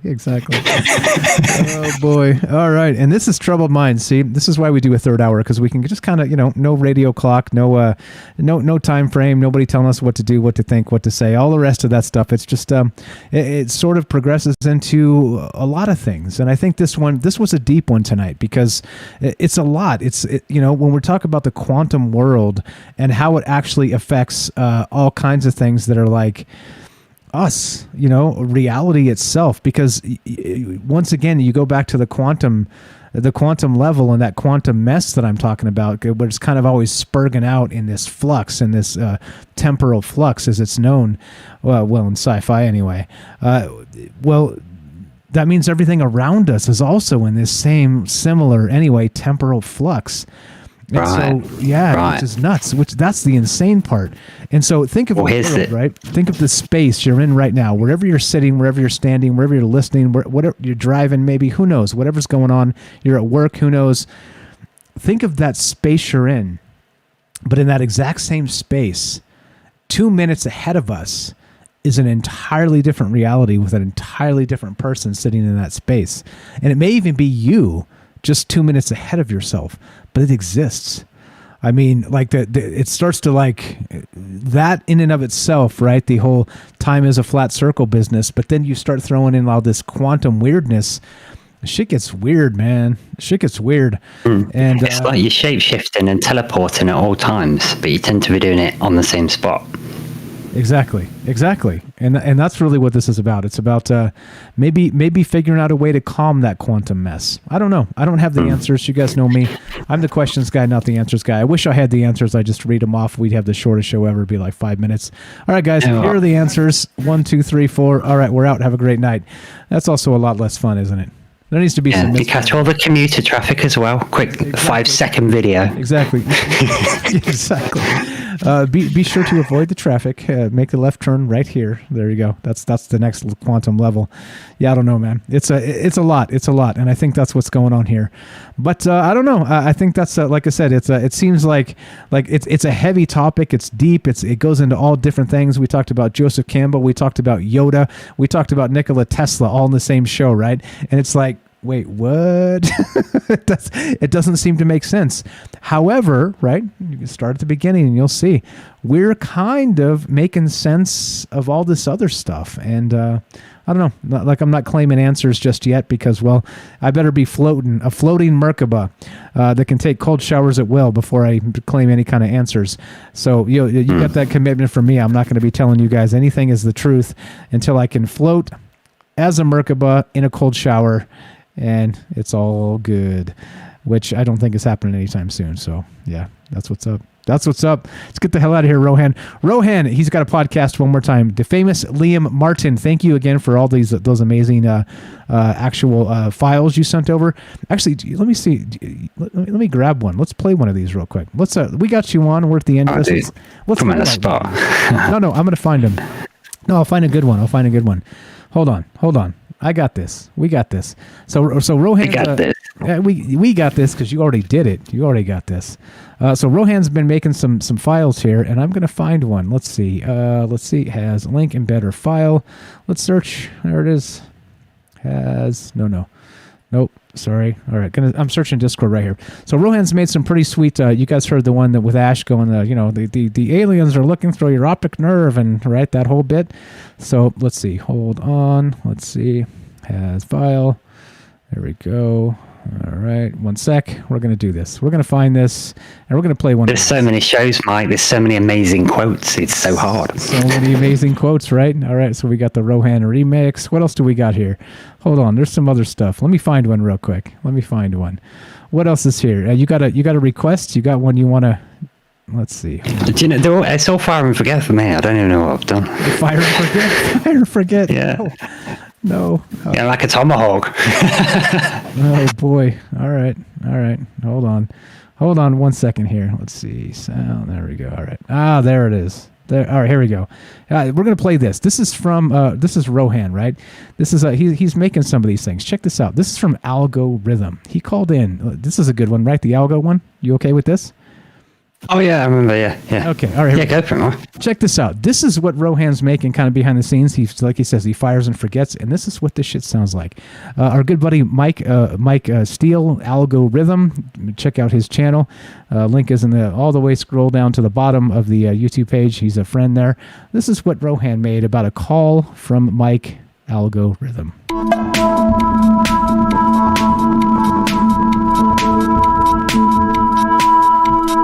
And there was a congressional bill called the Administrative Procedures Act of 1946, which abdicated the responsibility of Congress and made way for DEA, the FDA, all the government agencies, all the bureaucrats. That was the final nail in the coffin of the Republic. The first nail was the Emancipation Proclamation, not really, but the Reconstruction Act. The Federal Reserve Act of 1913 took away Congress' ability to claim money and regulate the value thereof and gave it away to private bankers. My point is that the breakaway civilization, in a political realm, they stole the nation from the people in 1946. Boom! Fantastic stuff. Just hey, show off some of the work you've been doing. Got some other amazing stuff that I just wanted to show off the work that Rohan's been doing behind the scenes. Fire and forget. There you go. It was a call from our good buddy Mike Algorithm, Mike Steele in Colorado. So yeah, there we go. Just give Rohan a follow. He's doing some good work over there as well. Exiled Minds podcast, and let's do it. Let's get the F out of here. I'm gonna play some music, and you were able to hear that, right? Yeah, man. Yeah, cool. Okay. All right. Then you should be able to hear this. Let's finish this MFR up. What do you say? Let's do it. Can we get a ow? Can we get a ow? All right. Final thought, my man. What do you got? Terence McKenna quote, if time was space, then history would be a cobweb.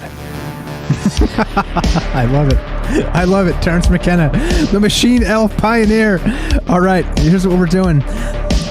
We're done. The bad news is we're done. The good news is, God willing, we've got tomorrow. If you love this show, please spread the word. Let people know. That's still the old school way to bypass the algorithms.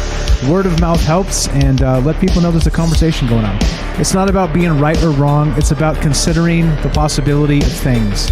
And that's what this show's about. That's what this show's always been about. That's what this show will continue to be about. Love all of you. Thank you for listening. Thanks for being part of the chat. Thanks for being part of the podcast feed. I see you guys out there listening. Lots of downloads happening. Growing. Troubled Minds every day is becoming Troubled Minds Nation. It's turning into a scary place, I tell you what. But guess what? We remain unafraid, look into the future, trying to educate ourselves through the past. And, well, like I said, don't be afraid. They want us to be afraid. Let's still our quantum mess and be not afraid, my friends. We're here with our good buddy Rohan and all the amazing calls tonight.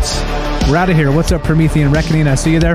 What's going on, guys? TR3, I didn't say hi to you. What's up, Bernays Sauce? What's happening? Let's get the hell out of here. So as we finish, we'll be back tomorrow night, 7 p.m. Pacific, more Troubled Minds. And you know how this goes. Be sure, be strong.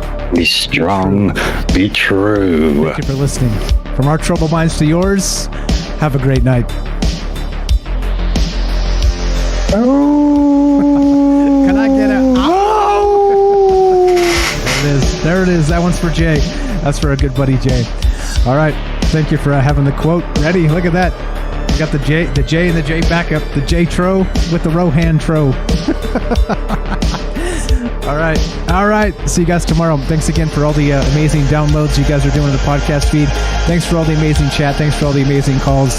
We'll catch you guys tomorrow. Hopefully we have another amazing topic. I'll do my best. Like I said, I'm me, you're you, together we're us. So we'll do more of that tomorrow. Catch you guys later. Troubled Minds, out.